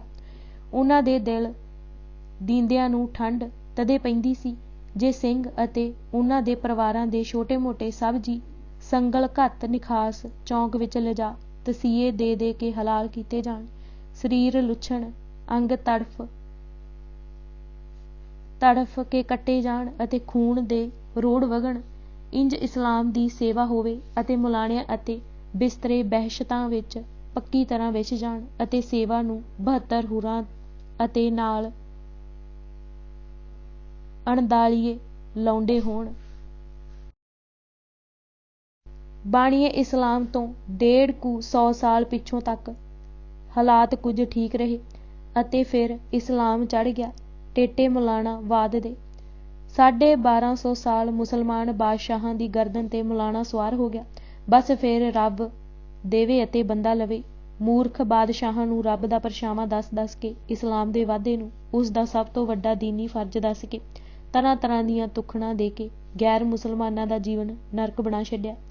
ਤੁਛ ਬਹਾਨਿਆਂ ਨਾਲ ਗ੍ਰਿਫਤਾਰੀ, ਫਿਰ ਫਤਵਾ, ਇਸਲਾਮ ਜਾਂ ਮੌਤ ਦਾ ਦਸਤੂਰ ਪ੍ਰਚਲਿਤ ਰਿਹਾ। ਕਮਜ਼ੋਰ ਮਨਾਂ ਵਾਲੇ ਧਰਮ ਤਿਆਗ ਗਏ। ਧਰਮ ਡੋਬੂ ਜ਼ੁਲਮੀ ਕਾਂਗ ਦਾ ਸਲਾਬ ਆ ਗਿਆ। ਇੱਜ਼ਤ, ਆਬਰੂ, ਅਣਖ ਅਤੇ ਮਾਣ ਮਰਿਆਦਾ ਅਤੇ ਬਾਹੂਬਲ ਸਭ ਰੁੜ ਪੁੜ ਗਿਆ। ਅਖੌਤੀ ਧਰਮ ਦੇ ਠੇਕੇਦਾਰ ਚੂਹਿਆਂ ਵਾਂਗ ਖੁੱਡਾਂ ਵਿੱਚ ਘੁਸ ਗਏ। ਜਿਨ੍ਹਾਂ ਦੀਆਂ ਕਮਾਈਆਂ ਖਾ ਦੇਹਾਂ ਵਧੀਆਂ ਸਨ ਅਤੇ ਮੌਜਾਂ ਕਰਿਆ ਕਰਦੇ ਸਨ, ਭੀੜ ਪਈ ਤੇ ਉਹਨਾਂ ਨੂੰ ਦਗਾ ਦੇ ਗਏ। ਪਿੱਠ ਵਿਖਾ ਪਹਾੜਾਂ ਦੀਆਂ ਕੰਦਰਾਂ ਵਿੱਚ ਜਾ ਸਿਰ ਲੁਕੋਏ। ਹਿੰਦੁਸਤਾਨ ਉੱਤੇ ਮੁਹੰਮਦ ਬਿਨ ਕਾਸਿਮ ਦੇ ਹਮਲੇ ਤੋਂ ਲੈ ਕੇ 1000 ਸਾਲ ਤੱਕ ਮੁਲਾਣਾਵਾਦ ਨੇ ਕੀ ਜ਼ੁਲਮ ਢਾਹੇ, ਇਹ ਇੱਕ ਬੜੀ ਲੰਮੀ ਖੂਨੀ ਦਾਸਤਾਨ ਹੈ। ਹਿੰਦੁਸਤਾਨ ਵਿੱਚ ਇਸਲਾਮ ਦੇ ਆਉਣ ਤੋਂ ਪਹਿਲਾਂ ਬ੍ਰਾਹਮਣਵਾਦ ਨੇ ਸ਼ੂਦਰਾਂ ਲਈ ਇਸ ਧਰਤੀ ਨੂੰ ਪ੍ਰਤੱਖ ਤੌਰ ਤੇ ਨਰਕ ਬਣਾ ਰੱਖਿਆ ਸੀ। ਇਸ ਵਿੱਚ ਰੰਚਕ ਸੰਦੇਹ ਨਹੀਂ ਕਿ ਬ੍ਰਾਹਮਣਵਾਦ ਦੇ ਖੂਨੀ ਕਾਰੇ ਮੁਲਾਣਾਵਾਦ ਦੇ ਕਾਲੇ ਕਾਰਨਾਮਿਆਂ ਨਾਲੋਂ ਨਿਰਸੰਦੇਹ ਕਈ ਗੁਣਾ ਘਿਨਾਉਣੇ ਸਨ। ਇਹੋ ਕੁਝ ਯੂਰਪ ਵਿੱਚ ਈਸਾਈ ਪਾਦਰੀਆਂ ਨੇ ਹਜ਼ਾਰਾਂ ਸਾਲਾਂ ਤੱਕ ਆਰੰਭੀ ਰੱਖਿਆ। ਯੂਰਪ, ਮੱਧ ਪੂਰਬ ਅਤੇ ਪੂਰਬ ਹਿੰਦੁਸਤਾਨ ਵਿੱਚ ਇਹ ਭਿਆਨਕ ਚੱਕੀਆਂ ਮਨੁੱਖਤਾ ਨੂੰ ਲਗਾਤਾਰ ਬੇਰਹਿਮੀ ਨਾਲ ਪੀਸਦੀਆਂ ਰਹੀਆਂ। ਜੇ ਕਿਸੇ ਰੱਬ ਦੇ ਪਿਆਰੇ ਕਿਤੇ ਮਾਰਟਿਨ ਲੂਥਰ ਬਣ ਕੇ ਜਾਂ ਮਨਸੂਰ ਲਿਹਾਜ਼, ਮੌਲਾਨਾ ਰੂਮ, ਸ਼ਮਸ ਤਬਰੇਜ਼, ਸਲੀਮ ਚਿਸ਼ਤੀ ਅਤੇ ਸਰਮਦ ਦੇ ਰੂਪ ਵਿੱਚ ਆਵਾਜ਼ ਬੁਲੰਦ ਕੀਤੀ ਤਾਂ ਇਤਿਹਾਸ ਗਵਾਹ ਹੈ ਕਿ ਇਹਨਾਂ ਪੀਸਣ ਵਾਲਿਆਂ ਦੀ ਖਾਤਰ ਮੌਤ ਨਾਲ ਮੱਥਾ ਲਾਇਆ। ਉਨਾ ਹੀ ਉਸ ਆਵਾਜ਼ ਵੱਲ ਧਿਆਨ ਨਹੀਂ ਦਿੱਤਾ। ਓਡੀ ਹੀ ਹੈਰਾਨੀ ਦੀ ਗੱਲ ਇਹ ਹੈ ਕਿ ਚੱਕੀਆਂ ਅੱਜ ਵੀ ਆਪਣੇ ਵਿਸ਼ੇਸ਼ ਰੂਪ ਵਿੱਚ ਚੱਲ ਰਹੀਆਂ ਹਨ। ਪਿਸਾਈ ਵੈਸੇ ਹੀ ਬਰੀਕ ਹੋ ਰਹੀ ਹੈ। ਪਤਾ ਨਹੀਂ ਇਹ ਸਿਲਸਿਲਾ ਕਿੱਥੋਂ ਕੁ ਤੱਕ ਚੱਲਦਾ ਜੇ ਇੱਕ ਸ਼ੇਰ ਮਰਦ ਸਿੰਘ ਗਰਜਨ ਨਾਲ ਇਸ ਨੂੰ ਵੰਗਾਰਦਾ ਅਤੇ ਠੱਲ ਨਾ ਪਾਉਂਦਾ। ਅਣਖਹੀਣ, ਸਾਹਸਹੀਣ ਅਤੇ ਬਲਹੀਣ ਹੋ ਕੇ ਅਧਮੋਈ ਹੋਈ ਪਈ ਕੌਮ ਨੇ ਕੇਸਗੜ੍ਹ ਦੀ ਪਹਾੜੀ ਤੋਂ ਇੱਕ ਸਿੰਘਨਾਦ ਸੁਣਿਆ, ਜਿਸ ਨੇ ਮੁਰਦਾ ਦਿਲਾਂ ਵਿੱਚ ਅਜਿਹੀ ਨਵੀਂ ਰੂਹ ਫੂਕ ਦਿੱਤੀ ਕਿ ਸਾਹਸ, ਅਣਖ, ਨਿਰਭੈਤਾ, ਹੱਠ ਸੇਵਾ, ਦੇਸ਼ ਧਰਮ ਲਈ ਕੁਰਬਾਨੀ ਅਤੇ ਮਜ਼ਲੂਮਾਂ ਦੀ ਰੱਖਿਆ ਲਈ ਜੂਝ ਮਰਨ ਦਾ ਜਜ਼ਬਾ ਸੀਨਿਆਂ ਵਿੱਚ ਠਾਠਾਂ ਮਾਰਨ ਲੱਗਾ। ਇਤਿਹਾਸ ਦਾ ਰੁਖ ਬਦਲ ਦੇਣ ਲਈ ਡੌਲੇ ਫਰਕਣ ਲੱਗੇ। ਚਿਹਰਿਆਂ 'ਤੇ ਲਾਲੀਆਂ ਚੜ੍ਹ ਗਈਆਂ। ਚਿੜੀਆਂ ਅਤੇ ਮਮੋਲਿਆਂ ਨੇ ਬਾਜਾਂ ਦੀਆਂ ਜੀਭਾਂ ਖਿੱਚ ਲਈਆਂ। ਇਹ ਸੀ ਦਸ਼ਮੇਸ਼ ਦੇ ਬਾਟਿਓਂ ਛਕੇ ਪੰਜਾਂ ਚੂਲਿਆਂ ਦਾ ਅਸਰ। ਛਕਣ ਵਾਲਿਆਂ ਦੀ ਰੂਹ 'ਤੇ ਕਾਇਆ ਕਲਪ ਹੋ ਗਈ। ਉੱਠੇ ਫੜ ਕੇ ਸ਼ਸਤਰ ਅਤੇ ਇਕੱਲਾ ਇਕੱਲਾ 1.25 ਲੱਖ ਨਾਲ ਲੜਨ ਮਰਨ ਲਈ ਡਟਣ ਲੱਗ ਪਿਆ। ਲਕੀਰ ਖਿੱਚੀ ਗਈ। ਇਸ ਪਾਸੇ ਮੁਗਲ ਹਕੂਮਤ ਦਾ ਅਥਾਹ ਬਲ, ਤ੍ਰਾਣ ਅਤੇ ਨਸ਼ਾ, ਬਾਹਰਲੇ ਧਾੜਵੀਆਂ ਦੀ ਤਾਕਤ ਅਤੇ ਹੱਲਾਸ਼ੇਰੀ। ਦੂਸਰੇ ਪਾਸੇ ਕਲਗੀਧਰ ਦਾ ਸਿਰਜਿਆ ਖਾਲਸਾ। ਅਜੀਬ ਟੱਕਰ। ਸੂਰਮਿਆਂ ਸਮੇਂ ਦੀ ਧਾਰ ਮੋੜ ਦਿੱਤੀ। ਸਾਈਂ ਜੀ ਨੇ ਖਾਲਸੇ ਨੂੰ ਤੇਗਾਂ ਝੱਲਦਿਆਂ ਅਤੇ ਮਾਰਦਿਆਂ ਦੇਖਿਆ। ਹਰ ਕਤਲਾਮ ਤੋਂ ਬਾਅਦ ਖਾਲਸਾ ਦੂਣਾ ਚੌਣਾ ਹੋ ਕੇ ਜ਼ਿਆਦਾ ਰੌਹ ਨਾਲ ਉੱਠਿਆ। ਭਾਵੇਂ ਮੁਗਲ ਹਕੂਮਤ ਦਾ ਜ਼ੁਲਮ ਜ਼ਬਰ ਸਭ ਹੱਦਾਂ ਬੰਨੇ ਟੱਪ ਗਿਆ ਸੀ, ਪਰ ਸਿੰਘਾਂ ਦੇ ਹੱਠ ਤੇ ਸਬਰ ਨੂੰ ਨਾ ਤੋੜ ਸਕਿਆ। ਜਿਨ੍ਹਾਂ ਦੇ ਪੁਰਖਿਆਂ ਨੇ ਤੇਗਾਂ ਕਦੇ ਮਿਆਨੇ ਨਾ ਕੀਤੀਆਂ, ਨਾ ਰੱਜ ਖਾਧਾ, ਨਾ ਚੱਜ ਦਾ ਹੰਢਾਇਆ, ਕਿਤੇ ਮੰਜਿਆਂ 'ਤੇ ਸੌਂ ਕੇ ਨਾ ਵੇਖਿਆ, ਭੂਰਿਆਂ ਵਿੱਚ ਹੀ ਵਿਚਰਦੇ ਸਿਰਾਂ ਨਾਲ ਨਿਭਾ ਗਏ। ਉਹਨਾਂ ਦੀਆਂ ਤੇਗਾਂ ਸੰਭਾਲਣ ਵਾਲੇ ਪਿਛਾਂਹ ਕਿਵੇਂ ਰਹਿੰਦੇ। ਅੱਜ ਖਾਲਸੇ ਨੇ ਆਪਣੇ ਆਪ ਨੂੰ ਜਥੇਬੰਦਕ ਢੰਗ ਨਾਲ ਸਨਮੁਖ ਡਟ ਕੇ ਮੁਗਲਾਂ ਨੂੰ ਦਮੋਂ ਕੱਢਣ ਦੀ ਸੋਚੀ। ਪਿੱਛੇ ਵਰਣਨ ਕੀਤੇ 30 ਜਥੇ ਸਾਰੇ ਦੇਸ਼ ਵਿੱਚ ਖਿੱਲਰ ਕੇ ਲੁੱਟ ਮਾਰ ਕਰਨ ਲੱਗੇ। ਜਿਸ ਨੇ ਚੁੱਪਚਾਪ ਈਨ ਮੰਨ ਕੇ ਨਜ਼ਰ ਨਿਆਜ਼ ਭੇਟਾ ਕਰ ਦਿੱਤੀ, ਉਹ ਬਚਿਆ ਰਿਹਾ, ਪਰ ਜੋ ਅੜਿਆ ਝਾੜ ਦਿੱਤਾ ਗਿਆ। ਮਿੱਥ ਮਿੱਥ ਕੇ ਵੱਡੇ ਜਗੀਰਦਾਰਾਂ, ਚੌਧਰੀਆਂ, ਲੰਬੜਦਾਰਾਂ ਜੋ ਆਪਣੇ ਆਪ ਨੂੰ ਮੁਗਲ ਸਰਕਾਰ ਦੇ ਥੰਮ੍ਹ ਮਿੱਥਦੇ ਸਨ, ਪਾਸੋਂ ਮੂੰਹ ਮੰਗੇ ਟਕੇ ਵਸੂਲੇ। ਮੁਖਬਰਾਂ ਅਤੇ ਮਲਾਣਿਆਂ ਅਤੇ ਉਹਨਾਂ ਚੌਧਰੀਆਂ ਜੋ ਮੁਗਲ ਸਰਕਾਰ ਦੇ ਜ਼ਿਆਦਾ ਹੇਜਲੇ ਅਤੇ ਸਿੰਘਾਂ ਦੇ ਵੱਡੇ ਦੋਖੀ ਸਨ, ਨੂੰ ਚੰਗੀ ਤਰ੍ਹਾਂ ਸੋਧਿਆ, ਘਰ-ਬਾਰ ਲੁੱਟੇ ਅਤੇ ਫੂਕੇ। ਸਿੰਘਾਂ ਨੂੰ ਇਹਨਾਂ ਤੋਂ ਜ਼ਿਆਦਾ ਗੱਚ ਇਸ ਕਰਕੇ ਸੀ ਕਿਉਂਕਿ ਇਹਨਾਂ ਹੀ ਉਹਨਾਂ ਤੇ ਉਹਨਾਂ ਦੇ ਟੱਬਰਾਂ ਨੂੰ ਘਰਾਂ ਤੋਂ ਉਜਾੜ ਕੇ ਜੰਗਲਾਂ ਵਿੱਚ ਰਹਿਣ ਲਈ ਮਜਬੂਰ ਕੀਤਾ ਸੀ। ਪਿੰਡਾਂ ਦੇ ਛੋਟੇ-ਮੋਟੇ ਮੌਲਵੀ, ਕਸਬਿਆਂ ਅਤੇ ਸ਼ਹਿਰਾਂ ਦੇ ਕਾਜ਼ੀ ਅਤੇ ਮਲਾਣੇ ਲਾਵਾਲ ਘਰ-ਬਾਰ ਛੱਡ ਕੇ ਲਾਹੌਰ ਆਣ ਇਕੱਠੇ ਹੋਏ। ਖੜਕਦੇ ਸੁੰਬ, ਘੋੜਿਆਂ ਦੀ ਹਿਣ-ਹਿਣਾਹਟ ਅਤੇ ਸਿੰਘਾਂ ਦੇ ਜੈਕਾਰਿਆਂ ਦੀ ਗੂੰਜ ਸੁਣ ਕੇ ਮਲਾਣਿਆਂ ਦਾ ਤੰਬਿਆਂ ਵਿੱਚ ਹੀ ਬੋਲ ਨਿਕਲ ਜਾਂਦਾ, ਪਈ ਤੇ ਕੌਣ ਕਿਸੇ ਦੀ ਧੀਰ ਬਣਾਵੇ। ਉਹ ਲੋਕ ਜੋ ਮਸੀਤਾਂ ਵਿੱਚ ਵਾਇਜ਼ ਕਰਦੇ ਫਰਮਾਉਂਦੇ ਸਨ ਕਿ ਇਸਲਾਮ ਦੁਸ਼ਮਣ ਕਾਫਰ ਦੇ ਖਿਲਾਫ ਜਹਾਦ ਹਰ ਮੁਸਲਮਾਨ ਪਰ फर्ज है, इससे सवाब हासिल होता है। फी सबील अल्लाह जहाद में मरने से शहादत का मर्तबा मिलता है। शहीद के लिए जन्नत का दरवाज़ा खुला है। जन्नत के मेवे कोसरों तस्नीम की नहरों से भरे हुए खुम पीने को और खिदमत के लिए 72 हूरे और बहुत से गिलमान हमेशा पास हाजिर रहेंगे। इंज दूजिਆਂ ਨੂੰ ਉਭਾਰ ਕੇ ਬਲਦੀ ਦੇ ਬੂਥੇ ਢਾਹ ਹੂਰਾਂ, ਗਿਲਮਾਨਾਂ, ਬਹਿਸ਼ਤੀ ਮੇਵਿਆਂ ਤੇ ਕੋਸਰੋ ਤਸਨੀਮ 'ਚੋਂ ਭਰ-ਭਰ ਸ਼ਰਾਬ ਦੇ ਪਿਆਲੇ ਪੀਣ ਦਾ ਲਾਲਚ ਦੇ ਕੇ ਮਾਸੂਮਾਂ ਨੂੰ ਮਰਵਾਉਣ ਵਾਲਿਆਂ ਦੀ ਜੇ ਕਿਤੇ ਕੰਨੀ ਭਣਕ ਪੈ ਜਾਂਦੀ ਕਿ ਜੰਨਤ ਦਾ ਪਰਵਾਨਾ ਰਾਹਦਾਰੀ ਦੇ ਕੇ ਤੋਰਨ ਵਾਲੇ ਸਿੰਘ ਇੱਧਰ ਲਾਗੇ-ਛਾਗੇ ਫਿਰਦੇ ਹਨ, ਤਾਂ ਜੰਨਤ ਦਾ ਸ਼ਬਦ ਸੰਘ ਵਿੱਚ ਹੀ ਅਟਕ ਜਾਂਦਾ। ਅਧਖੜ ਅਤੇ ਬੁੱਢੇ ਸ਼ੇਖ ਮੁਰੀਦ ਤਾਂ ਕਿਧਰੇ ਰਹੇ, ਬਾਲ ਬੱਚੇ ਨੂੰ ਵੀ ਪਿੱਛੇ ਛੱਡ ਕੇ ਸ਼ਹਿਰਾਂ ਨੂੰ ਭੱਜਣ ਵਿੱਚ ਹਿਰਨਾਂ ਨੂੰ ਮਾਤ ਪਾ ਜਾਂਦੇ। ਜੇ ਕਿਤੇ ਬੱਧੇ ਹੁੰਦੇ ਤਾਂ ਸੰਗਲ ਵੀ ਤੁੜਵਾ ਜਾਂਦੇ। ਹੂਰਾਂ, ਗਿਲਮਾਨਾਂ, ਮੇਵਿਆਂ ਅਤੇ ਕੌਂਸਰ ਦੀ ਸ਼ਰਾਬ ਦਾ ਚੇਤਾ ਵੀ ਨਾ ਆਉਂਦਾ। ਸਿੰਘਾਂ ਨੇ ਸਭ ਛੋਟੀਆਂ-ਮੋਟੀਆਂ ਵਧੀਕੀਆਂ ਦਾ ਪੂਰਾ ਹਿਸਾਬ ਲਿਆ। ਅੱਜ ਆਹ ਪਿੰਡ ਸਾਫ਼ ਕੀਤਾ, ਕੱਲ੍ਹ ਫਲਾਣਾ ਪਿੰਡ ਮਾਂਜਿਆ ਗਿਆ। ਪੈ ਗਏ ਦੇਣੇ ਹਿਸਾਬ, ਸੂਤੇ ਪਏ ਵੀ ਬੁੜਾਉਣ ਕੀ ਸਿੰਘ ਆ ਗਏ, ਸਿੰਘ ਆ ਪਏ ਬਚਾਓ। ਬਚਾਓ। ਸਾਰੇ ਪੰਜਾਬ ਵਿੱਚ ਆਵਾਜਾਈ ਰੁਕ ਗਈ। ਹਰ ਤਰ੍ਹਾਂ ਦਾ ਵਣਜ ਵਪਾਰ ਅਤੇ ਹੋਰ ਕਾਰ ਵਿਹਾਰ ਬੰਦ ਹੋ ਗਿਆ। ਪਿੰਡਾਂ ਤੋਂ ਹੱਠ ਸਿੰਘ ਕਸਬਿਆਂ ਸ਼ਹਿਰਾਂ ਦੀ ਵੀ ਖਬਰਸਾਰ ਲੈਣ ਲੱਗ ਪਏ। ਸਿੰਘਾਂ ਲਾਹੌਰ ਲੁੱਟਿਆ। ਸਿੰਘਾਂ ਦੇ ਹੱਲੇ ਹੁਣ ਇੰਨੇ ਦਲੇਰਾਨਾ ਹੋ ਗਏ ਕਿ ਇੱਕ ਦਿਨ ਲਾਹੌਰ ਉੱਤੇ ਵੀ ਜਾ ਪੰਜਾ ਮਾਰਿਆ। ਇਹ ਗੱਲ ਆਰੰਭ 1746 ਦੀ ਈਸਵੀ ਦੀ ਹੈ। ਠੰਡ ਆਪਣੇ ਜੋਬਨ ਤੇ ਸੀ। ਸਿੰਘਾਂ ਦਾ ਇੱਕ ਤਕੜਾ ਜਥਾ ਗੋਇੰਦਵਾਲ ਦਾ ਪੱਤਣ ਲੰਘ ਕੇ ਮਾਝੇ ਵਿੱਚ ਦੀ ਵਿਚਰਦਾ ਹੋਇਆ ਪਿੰਡ ਛਾਂਗੇ ਮਾਰੇ ਦੇ ਉੱਤਰ ਵੱਲ ਦੀ ਹੋ ਕੇ ਲਾਹੌਰ ਲਾਗੇ 2 ਕੁ ਕੋਹਾਂ ਦੀ ਵਿੱਥ ਤੇ ਜਾ ਨਿਕਲਿਆ। ਜਨਵਰੀ 1746 ਈਸਵੀ ਦੀ ਇੱਕ ਸ਼ਾਮ ਨੂੰ ਇਸ ਜਥੇ ਵਿੱਚੋਂ ਇੱਕ ਛੋਟਾ ਜਥਾ ਭੇਸ ਬਦਲ ਕੇ ਮੋਚੀ ਦਰਵਾਜ਼ਿਓਂ ਲਾਹੌਰ ਦੇ ਸ਼ਰਾਫਾ ਬਾਜ਼ਾਰ ਜਾ ਵੜਿਆ। ਬਾਜ਼ਾਰ ਦੇ ਦੋਵੇਂ ਸਿਰੇ ਰੋਕ ਲਏ। ਠੰਡ ਦਾ ਮੌਸਮ, ਦੁਕਾਨਦਾਰ ਦੀਵੇ ਜਗਾਈ ਦੁਕਾਨਾਂ ਵਿੱਚ ਦਬਕੇ ਬੈਠੇ ਸਨ। ਕੋਈ ਟਾਵਾਂ ਦੁਕਾਨ ਬੰਦ ਕਰਨ ਦੇ ਆਹਰ ਵਿੱਚ ਸੀ। ਕਿਸੇ ਨਹੀਂ ਪਛਾਤਾ ਕਿ ਇਹ ਘੋੜਸਵਾਰ ਕੌਣ ਹਨ। ਲੋਕਾਂ ਦੇ ਖਿਆਲ ਵਿੱਚ ਇਹ ਮੁਗਲ ਫੌਜ ਦਾ ਹੀ ਕੋਈ ਦਸਤਾ ਹੈ ਅਤੇ ਸ਼ਹਿਰ ਦੀ ਰਖਵਾਲੀ ਵਜੋਂ ਚੱਕਰ ਲਗਾ ਰਿਹਾ ਹੈ। ਸਿੰਘਾਂ ਨੇ ਥੋੜ੍ਹੇ ਸਮੇਂ ਵਿੱਚ ਹੀ ਬਾਜ਼ਾਰ ਨੂੰ ਚੰਗੀ ਤਰ੍ਹਾਂ ਛਾਣਾ ਮਾਰ ਕੇ ਲੱਖਾਂ ਦਾ ਸਮਾਨ ਬੰਨ੍ਹ ਲਿਆ। ਸ਼ਹਿਰ ਦਿਆਂ ਰਖਵਾਲਿਆਂ ਨੂੰ ਖਬਰ ਕਿਵੇਂ ਹੁੰਦੀ? ਦੋਵੇਂ ਸਿਰੇ ਤਾਂ ਰੋਕੇ ਹੋਏ ਸਨ। ਸਰਕਾਰ ਨੂੰ ਹੋਰ ਵੱਡਾ ਝਟਕਾ ਦੇਣ ਲਈ ਇੱਥੇ ਹੀ ਜੋ ਮਲਾਣਿਆਂ ਮੁਫਤੀਆਂ ਕਾਜ਼ੀਆਂ ਦੇ ਘਰ ਸਨ ਅਤੇ ਜਿਨ੍ਹਾਂ ਨੇ ਭਾਈ ਤਾਰੂ ਸਿੰਘ, ਸਰਦਾਰ ਮਹਤਾਬ ਸਿੰਘ, ਸਰਦਾਰ ਦਿਆਲ ਸਿੰਘ, ਸਰਦਾਰ ਗਰਜਾ ਸਿੰਘ ਅਤੇ ਅਨੇਕ ਹੋਰ ਸਿੰਘਾਂ ਨੂੰ ਫਤਵੇ ਦੇ ਕੇ ਕਤਲ ਕਰਵਾਇਆ ਸੀ, ਉਹਨਾਂ ਨੂੰ ਉਹਨਾਂ ਦੇ ਘਰੀਂ ਹੀ ਤੇਗ ਦੇ ਘਾਟ ਉਤਾਰ ਦਿੱਤਾ। ਕਾਰਜ ਸਿੱਧ ਕਰਕੇ ਸ਼ਾਹੀ ਫੌਜ ਦੇ ਉੱਠਣ ਤੋਂ ਪਹਿਲਾਂ ਹੀ ਖਾਲਸਾ ਹਰਨ ਹੋ ਗਿਆ। ਫੌਜ ਮਗਰ ਪਈ ਤਾਂ ਸਹੀ, ਪਰ ਇੰਨੇ ਨੂੰ ਸਿੰਘ ਰਾਵੀ ਕੰਢੇ ਜੰਗਲ ਵਿੱਚ ਅਲੋਪ ਹੋ ਗਏ। ਯਹੀਆ ਖਾਨ ਨਵਾਂ ਸੂਬੇਦਾਰ ਬਣਿਆ ਸੀ ਅਤੇ ਪੈਂਦੀ ਸਿੱਟੇ ਉਸ ਦੀ ਬੜੀ ਵੱਡੀ ਨੱਕ ਵੱਢਣੀ ਹੋ ਗਈ ਸੀ। ਦੀਵਾਨ ਲਖਪਤ ਰਾਏ ਨੂੰ ਬੁਲਾ ਕੇ ਹੁਕਮ ਦਿੱਤਾ ਕਿ ਜਿੰਨਾ ਚਾਹੇ ਫੌਜ ਲੈ ਜਾਵੇ, ਪਰ ਸਿੰਘਾਂ ਨੂੰ ਇਲਾਕੇ ਵਿੱਚੋਂ ਕੱਢ ਕੇ ਹੀ ਮੁੜੇ। ਲਖਪਤ ਰਾਏ ਮਗਰ ਪਿਆ ਤਾਂ ਸੀ ਤੇ ਝੱਲੋ ਝੱਲ ਕਾਫੀ ਦੂਰ ਤੱਕ ਮਗਰ ਗਿਆ, ਪਰ ਕੁਝ ਨਾ ਸਰਿਆ। ਸਿੰਘ ਰਾਵੀ ਦਾ ਕੰਢਾ ਛੱਡ ਕੇ ਐਮਨਾਬਾਦ ਚਲੇ ਗਏ। ਲਖਪਤ ਰਾਏ ਨੂੰ ਵਾਪਸ ਲਾਹੌਰ ਮੁੜਨਾ ਪਿਆ। ਜਸਪਤ ਰਾਏ ਦਾ ਸਿੰਘਾਂ ਮਗਰ ਪੈਣਾ ਅਤੇ ਉਹਨਾਂ ਹੱਥੋਂ ਕਤਲ ਹੋਣਾ। ਲਖਪਤ ਰਾਏ ਅਤੇ ਜਸਪਤ ਰਾਏ ਦੋਵੇਂ ਸਕੇ ਭਰਾ ਸਨ। ਜਸਪਤ ਰਾਏ ਛੋਟਾ ਸੀ। ਜਦ ਜ਼ਕਰੀਆ ਖਾਨ 1726 ਈਸਵੀ ਵਿੱਚ ਲਾਹੌਰ ਦਾ ਸੂਬੇਦਾਰ ਬਣਿਆ ਤਾਂ ਉਸ ਨੇ ਜਸਪਤ ਰਾਏ ਨੂੰ ਜਲੰਧਰ ਦੁਆਬ ਦੀ ਫੌਜਦਾਰੀ ਤੋਂ ਹਟਾ ਕੇ ਐਮਨਾਬਾਦ ਦਾ ਫੌਜਦਾਰ ਬਣਾ ਦਿੱਤਾ ਸੀ ਅਤੇ ਇਸ ਦੀ ਥਾਂ ਅਦੀਨਾ ਬੇਗ ਨੂੰ ਜਲੰਧਰ ਦਾ ਫੌਜਦਾਰ। ਉਨੀ ਦਿਨੀਂ ਜਸਪਤ ਰਾਏ ਆਪਣੇ ਇਲਾਕੇ ਦੇ ਦੌਰੇ ਤੇ ਪਿੰਡ ਖੁਖਰਾਣ ਲਾਗੇ ਉਤਰਿਆ ਹੋਇਆ ਸੀ।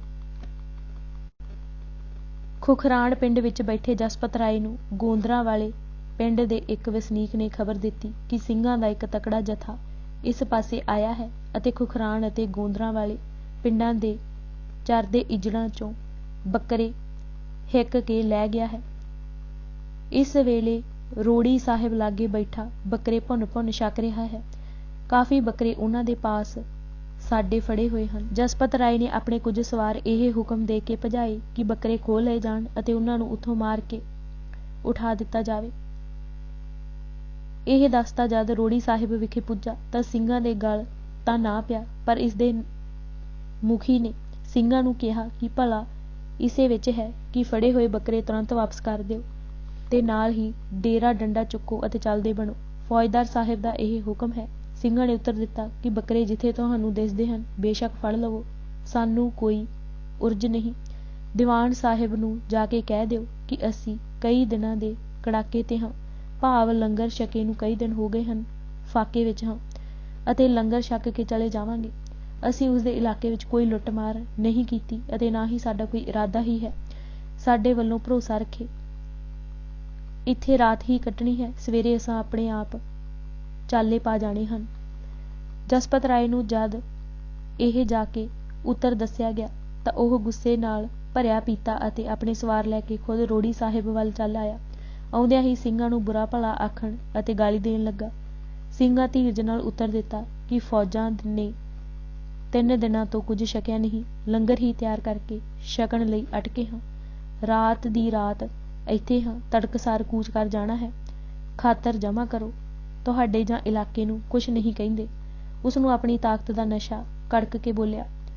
ਤੁਸੀਂ ਲੰਗਰ ਛਕਣ ਦੀ ਅਤੇ ਰਾਤ ਕੱਟਣ ਦੀ ਗੱਲ ਕਰਦੇ ਹੋ। ਮੈਂ ਤੁਹਾਡੀ ਇੱਥੇ ਸ਼ਕਲ ਨਹੀਂ ਵੇਖਣਾ ਚਾਹੁੰਦਾ।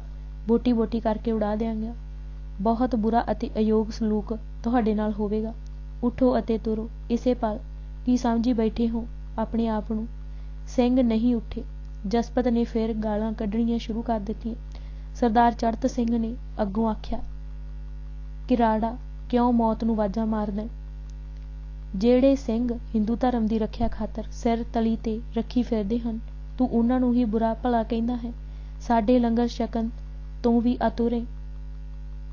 ਅਸੀਂ ਤੈਨੂੰ ਭਰਾ ਸਮਝ ਕੇ ਤੇਰੇ ਨਾਲ ਲੜਨਾ ਨਹੀਂ ਚਾਹੁੰਦੇ ਤੇ ਤੂੰ ਉਲਟੀ ਹੈਂਕੜ ਵਿਖਾਉਣਾ। ਜਾਪਦਾ ਤੂੰ ਦਾਖੂ ਦਾਣਾ ਲੈ ਕੇ ਹੀ ਰਹੇਗਾ। ਸਲਾਮਤੀ ਚਾਹੁੰਦਾ ਤੇ ਮੁੜ ਜਾ ਉੱਧਰ ਜਿੱਧਰੋਂ ਆਇਆ ਹੈ।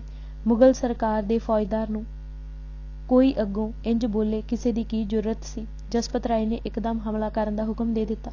ਸਿੰਘ ਲੜਨਾ ਨਹੀਂ ਸਨ ਚਾਹੁੰਦੇ, ਪਰ ਮਜਬੂਰੀ ਦੀ ਹਾਲਤ ਵਿੱਚ ਤੇਗਾਂ ਲੈ ਕੇ ਗਲ ਚੜ੍ਹਦਿਆਂ ਨੂੰ ਪਰਾਂ ਝਾੜ ਕੇ ਉੱਠ ਤੁਰੇ। ਪਰ ਜਸਪਤ ਰਾਏ ਹੱਲੇ ਤੇ ਹੱਲਾ ਕਰਾਈ ਜਾਵੇ। ਸਿੰਘ ਇਹ ਬਦੋ-ਬਦੀ ਗਲ ਪਈ ਲੜਾਈ ਲੜਦੇ ਜਾਂਦੇ ਅਤੇ ਨਾਲੇ ਪਿੱਛੇ ਹਟਦੇ ਜਾਂਦੇ। ਅੰਤ ਦੋਵੇਂ ਧਿਰਾਂ ਲੜਦੇ ਭਿੜਦੇ ਬੱਦੋ ਕੀ ਗੁਸਾਈਆਂ ਮਨੋਹਰ ਦਾਸ ਦੀ ਝਿੜੀ ਕੋਲ ਪਹੁੰਚ ਗਏ। ਜਸਪਤ ਰਾਏ ਹਾਥੀ ਉੱਤੇ ਬੈਠਾ ਆਪਣੀਆਂ ਧਾੜਾਂ ਨੂੰ ਲਲਕਾਰ ਰਿਹਾ ਸੀ ਕਿ ਸਿੰਘ ਬਚ ਕੇ ਨਾ ਨਿਕਲ ਜਾਣ। ਖੂਬ ਹੱਲਾਸ਼ੇਰੀ ਦੇ ਰਿਹਾ ਸੀ, ਪਰ ਉਹ ਕਰਾੜ ਸਰਦਾਰ ਨਿਹਾਬੂ ਸਿੰਘ ਰੰਗਰੇਟਾ ਦੀ ਨਿਗਾਹ ਪੈ ਗਿਆ। ਨਿਬਾਹੂ ਸਿੰਘ ਸ਼ੇਰ ਵਾਂਗ ਭਵਕ ਕੇ ਵੈਰੀ ਤੇ ਪਿਆ। ਹਾਥੀ ਦੀ ਪੂਛਲ ਫੜ ਕੇ ਹੌਂਦੇ ਪਾਸ ਪਹੁੰਚ ਕੇ ਤੇਗ ਦਾ ਐਸਾ ਹੱਥ ਮਾਰਿਆ ਕਿ ਜਸਪਤ ਰਾਏ ਦਾ ਸਿਰ ਕਣਕ ਸਿੱਟੇ ਸਮਾਨ ਡੁੰਗ ਸੁੱਟਿਆ। ਧੜ ਥੱਲੇ ਆ ਪਿਆ। ਦੀਵਾਨ ਦੇ ਸ਼ਸਤਰ, ਜੇਵਰ ਅਤੇ ਹੋਰ ਕੀਮਤੀ ਮਾਲ ਮੱਤਾ ਜੋ ਹੌਂਦੇ ਵਿੱਚ ਸੀ ਥੱਲੇ ਸੁੱਟ ਦਿੱਤਾ ਅਤੇ ਫੌਜਦਾਰ ਦਾ ਸਿਰ ਨੇਜੇ ਤੇ ਟੰਗ ਕੇ ਸਿੰਘਾਂ ਪਾਸ ਲੈ ਆਇਆ। ਫੌਜਦਾਰ ਦੇ ਮਰਨ ਦੀ ਖਬਰ ਫੌਜ ਵਿੱਚ ਅੱਗ ਵਾਂਗ ਫੈਲ ਗਈ। ਖਾਲੀ ਹੌਂਦਾ ਵੇਖ ਕੇ ਸਭਨਾਂ ਦੇ ਦਿਲ ਟੁੱਟ ਗਏ। ਸਭ ਗਾਂਢਵੀਆਂ ਧਾੜਾਂ ਅਤੇ ਤਨਖਾਹਦਾਰ ਸਿਪਾਹੀ ਭਾਈਦਿਆਂ ਪਿੱਛੇ ਭੌਂਕੇ ਨਹੀਂ ਵੇਖਿਆ। ਜਿਹੜੇ ਪਲ ਕੁ ਪਹਿਲਾਂ ਨਾਅਰੇ ਮਾਰਦੇ ਅਤੇ ਮਾਰ ਲਓ ਫੜ ਲਓ ਦਾ ਰੌਲਾ ਪਾਉਂਦੇ ਵੱਧ ਕੇ ਵਾਰ ਕਰਦੇ ਸਨ, ਲੋਥਾਂ ਤਾਂ ਕੀ ਚੁੱਕਣੀਆਂ ਸਨ, ਸਹਿਕਦੇ ਵੀ ਛੱਡ ਕੇ ਹਨੇਰੀ ਅੱਗੇ ਸੁੱਕੇ ਪੱਤਿਆਂ ਵਾਂਗ ਕਿਧਰੇ ਉੱਡ ਪੁੱਡ ਗਏ। ਬਾਵਾ ਕਿਰਪਾ ਰਾਮ ਜਸਪਤ ਰਾਏ ਦਾ ਗੁਰੂ ਨੇ ਸਿੰਘਾਂ ਨੂੰ 500 ਰੁਪਏ ਭੇਟ ਕਰਕੇ ਜਸਪਤ ਦਾ ਸਿਰ ਲੈ ਲਿਆ ਅਤੇ ਉੱਥੇ ਹੀ ਸੰਸਕਾਰ ਕਰ ਦਿੱਤਾ। ਇਹ ਜਗ੍ਹਾ ਬੱਦੋ ਕੀ ਗੁਸਾਈਆਂ ਮਨੋਹਰ ਦਾਸ ਦੀ ਝਿੜੀ ਵਿਖੇ ਸੀ। ਲਖਪਤ ਨੇ ਪਿੱਛੋਂ ਇੱਥੇ ਭਰਾ ਦੀ ਸਮਾਧ ਬਣਾਈ ਅਤੇ ਲਾਗੇ ਖੂਹ ਲਵਾਇਆ। ਦੋਵੇਂ ਬਣੀਆਂ ਹੋਈਆਂ ਚੀਜ਼ਾਂ ਅੱਜ ਤੱਕ ਮੌਜੂਦ ਹਨ। ਹਾਂ, ਝਿੜੀ ਵਾਲਾ ਜੰਗਲ ਦੁਆਲਿਓਂ ਸਾਫ਼ ਹੋ ਚੁੱਕਿਆ ਅਤੇ ਜ਼ਮੀਨ ਵਾਹੀ ਬੀਜੀ ਹੇਠ ਆ ਚੁੱਕੀ ਹੈ। ਇਹ ਘਟਨਾ ਫਰਵਰੀ ਮਾਰਚ 1776 ਈਸਵੀ ਦੀ ਹੈ। ਸਿੰਘ ਜਸਪਤ ਰਾਏ ਨੂੰ ਮਾਰ ਕੇ ਐਮਨਾਬਾਦ, ਜੋ ਫੌਜਦਾਰ ਦਾ ਸਦਰ ਮੁਕਾਮ ਸੀ, ਉੱਥੇ ਜਾ ਪਏ ਅਤੇ ਸ਼ਹਿਰ ਨੂੰ ਲੁੱਟ ਪੁੱਟ ਕੇ ਮੁੜ ਰਾਵੀ ਦਰਿਆ ਦੇ ਝੱਲਾਂ ਵਿੱਚ ਅਲੋਪ ਹੋ ਗਏ। ਲਖਪਤ ਰਾਏ ਨੇ ਸਿੱਖਾਂ ਦੇ ਪੂਰਨ ਵਿਨਾਸ਼ ਦੀ ਕਸਮ ਖਾਧੀ। ਲਖਪਤ ਰਾਏ ਅਤੇ ਜਸਪਤ ਰਾਏ ਦੋਵੇਂ ਭਰਾ ਕਲਾਨੌਰ ਦੇ ਖੱਤਰੀ ਦੇ ਬੱਚੇ ਸਨ। ਛੋਟੀ ਉਮਰ ਵਿੱਚ ਹੀ ਇਹਨਾਂ ਦਾ ਬਾਪ ਮਰ ਗਿਆ ਸੀ ਅਤੇ ਵਿਧਵਾ ਮਾਂ ਦਿਨ ਕਟੀ ਲਈ ਭਰਾਵਾਂ ਪਾਸ ਲਾਹੌਰ ਆਣ ਟਿਕੀ। ਲਖਪਤ ਰਾਏ ਨੂੰ ਉਸ ਦੀ ਮਾਂ ਘੁੰਗਣੀਆਂ ਦਾ ਛਾਬਾ ਬਣਾ ਦਿੰਦੀ ਅਤੇ ਉਹ ਬਾਜ਼ਾਰ ਵਿੱਚ ਤੁਰ ਫਿਰ ਕੇ ਵੇਚ ਆਉਂਦਾ ਅਤੇ ਭੇਟ ਚਟਾਈ ਹੋ ਜਾਂਦੀ। ਦਸ਼ਮੇਸ਼ ਜੀ ਦੱਖਣ ਨੂੰ ਜਾਂਦੇ ਹੋਏ ਜਦ ਪੁਸ਼ਕਰ ਪਹੁੰਚੇ ਤਾਂ ਸੁਣ ਕੇ ਬਾਬਾ ਪ੍ਰਿਥੀ ਜੀ ਦਰਸ਼ਨਾਂ ਨੂੰ ਆਏ। ਰੱਜ ਰੱਜ ਸੇਵਾ ਕੀਤੀ। ਕਲਗੀਧਰ ਅੱਗੇ ਨੂੰ ਪਿਆਨਾ ਕਰਨ ਲੱਗੇ ਤਾਂ ਬਾਬਾ ਜੀ ਨੇ ਸੇਵਾ ਲਈ ਹੁਕਮ ਦੀ ਜਾਚਨਾ ਕੀਤੀ। ਸਤਿਗੁਰ ਜੀ ਨੇ ਪ੍ਰਸੰਨ ਹੋ ਕੇ ਫਰਮਾਇਆ ਕਿ ਤੁਸੀਂ ਪੰਜਾਬ ਨੂੰ ਵਾਪਸ ਜਾਓ, ਸਿੱਖੀ ਦਾ ਪ੍ਰਚਾਰ ਕਰੋ ਅਤੇ ਲੰਗਰ ਚਲਾਓ। ਵਾਪਸ ਆ ਕੇ ਪੰਜਾਬ ਵਿੱਚ ਪ੍ਰਚਾਰ ਹਿੱਤ ਵਿਚਰਦੇ ਹੋਏ ਭਾਈ ਪ੍ਰਿਥੀ ਜੀ ਲਾਹੌਰ ਪਾਸ ਪਿੰਡ ਮੁਜੰਗੀ ਪਹੁੰਚੇ ਤਾਂ ਇੱਕ ਜਗ੍ਹਾ ਇੱਕ ਛੋਟੀ ਉਮਰ ਦਾ ਬਾਲਕ ਘੁੰਗਣੀਆਂ ਵੇਚਦਾ ਸੀ। ਉਹ ਲਖਪਤ ਰਾਏ ਸੀ। ਆਪ ਨੇ ਸਹਿਜ ਸੁਭਾਅ ਕਿਹਾ ਕਿ ਕਿਉਂ ਭਾਈ ਸੰਤਾਂ ਨੂੰ ਘੁੰਗਣੀਆਂ ਛਕਾਏਂਗਾ? ਲਖਪਤ ਰਾਏ ਨੇ ਬੜੀ ਉਦਾਰਤਾ ਨਾਲ ਛਾਬਾ ਅੱਗੇ ਕਰਕੇ ਆਖਿਆ, ਇਹ ਸਭ ਤੁਹਾਡਾ ਹੀ ਦਿੱਤਾ ਹੈ, ਮਨ ਭਾਉਂਦੀ ਛਕੋ। ਘਰ ਵਾਲੇ ਗੁੱਸਾ ਨਾ ਹੋਣਗੇ? ਬਾਬਾ ਪ੍ਰਿਥੀ ਜੀ ਨੇ ਕਿਹਾ। ਲਖਪਤ ਰਾਏ ਬੋਲਿਆ, ਸੰਤਾਂ ਦੀ ਸੇਵਾ ਕਰਦਿਆਂ ਜੇ ਕੋਈ ਕੁਝ ਕਹੇਗਾ ਤਾਂ ਮੈਂ ਸਿਰ ਝੱਲ ਲਵਾਂਗਾ। ਸੌਦਾ ਮਹਿੰਗਾ ਨਹੀਂ। ਆਪ ਜੀ ਨੇ ਮੁੱਠ ਕੁ ਘੁੰਗਣੀਆਂ ਲੈਂਦਿਆਂ ਕਿਹਾ, ਤੂੰ ਭਾਈ ਬੜਾ ਸਿਆਣਾ ਅਤੇ ਦਲੇਰ ਹੈ, ਦੀਵਾਨ ਬਣੇਗਾ। ਬਾਬਾ ਪ੍ਰਿਥੀ ਜੀ ਦੀ ਪੇਸ਼ੀਨ ਗੋਈ ਵਰਦਾਨ ਸਾਬਿਤ ਹੋਈ। ਸਾਧੂ ਬਚਨ ਅਟਲਾਇਆ। ਲਖਪਤ ਰਾਏ ਅਤੇ ਜਸਪਤ ਰਾਏ ਦੋਵੇਂ ਭਰਾ ਬੜੀ ਤੀਖਣ ਬੁੱਧੀ, ਸੋਹਣੀਆਂ ਸ਼ਕਲਾਂ ਅਤੇ ਕੱਦ ਕਾਠ ਵਾਲੇ ਸਨ। ਤਰੱਕੀ ਕਰਦੇ ਕਰਦੇ ਉੱਚੀਆਂ ਮਰਾਤਬਿਆਂ ਤੇ ਪਹੁੰਚ ਗਏ। ਜ਼ਕਰੀਆ ਖਾਨ ਸੂਬੇਦਾਰ ਲਾਹੌਰ ਦੇ ਸਮੇਂ ਲਖਪਤ ਰਾਏ ਦੀਵਾਨ ਬਣਿਆ ਅਤੇ ਜਸਪਤ ਰਾਏ ਪਹਿਲਾਂ ਜਲੰਧਰ ਦਾ ਫੌਜਦਾਰ ਅਤੇ ਫਿਰ ਐਮਨਾਬਾਦ ਦਾ ਫੌਜਦਾਰ ਨਿਯੁਕਤ ਹੋਇਆ। ਖਾਨ ਬਹਾਦਰ ਪਿੱਛੋਂ ਯਹੀਆ ਖਾਨ ਦੀ ਸਿੱਖ ਦਮਨ ਨੀਤੀ। ਲਖਪਤ ਰਾਏ ਨੂੰ ਜਦ ਭਰਾ ਦੇ ਸਿੰਘਾਂ ਨਾਲ ਲੜਦਿਆਂ ਮਰੇ ਜਾਣ ਦੀ ਖਬਰ ਮਿਲੀ ਤਾਂ ਹੋਸ਼ ਹਵਾਸ ਖੋ ਬੈਠਾ। ਰੋਂਦਾ ਪਿੱਟਦਾ ਯਹੀਆ ਖਾਨ ਪਾਸ ਜਾ ਕੇ ਪੱਗ ਲਾ ਕੇ ਉਸ ਦੇ ਅੱਗੇ ਭੁੰਜੇ ਸੁੱਟ ਕੇ ਕਿਹਾ ਕਿ ਇਹ ਸਭ ਤੁਹਾਡੇ ਬਣਾਇਆ ਹੀ ਬੰਨੇਗਾ ਅਤੇ ਬੰਨਾਂਗਾ ਸਿੱਖਾਂ ਦਾ ਜਹਾਨ ਚੋਂ ਤਲਾ ਮੂਲ ਪੱਟ ਕੇ ਹੀ। ਯਹੀਆ ਖਾਨ ਨੂੰ ਹੋਰ ਕੀ ਚਾਹੀਦਾ ਸੀ। ਉਸ ਨੇ ਹਰ ਤਰ੍ਹਾਂ ਦੀ ਇਮਦਾਦ ਦਾ ਭਰੋਸਾ ਦਿਵਾਇਆ ਕਿ ਮੈਂ ਤਾਂ ਖੁਦ ਇਹੋ ਚਾਹੁੰਦਾ, ਜੇ ਤੂੰ ਇਸ ਦਾ ਬੀੜਾ ਚੁੱਕਿਆ ਤਾਂ ਹੋਰ ਕੀ ਚਾਹੀਦਾ।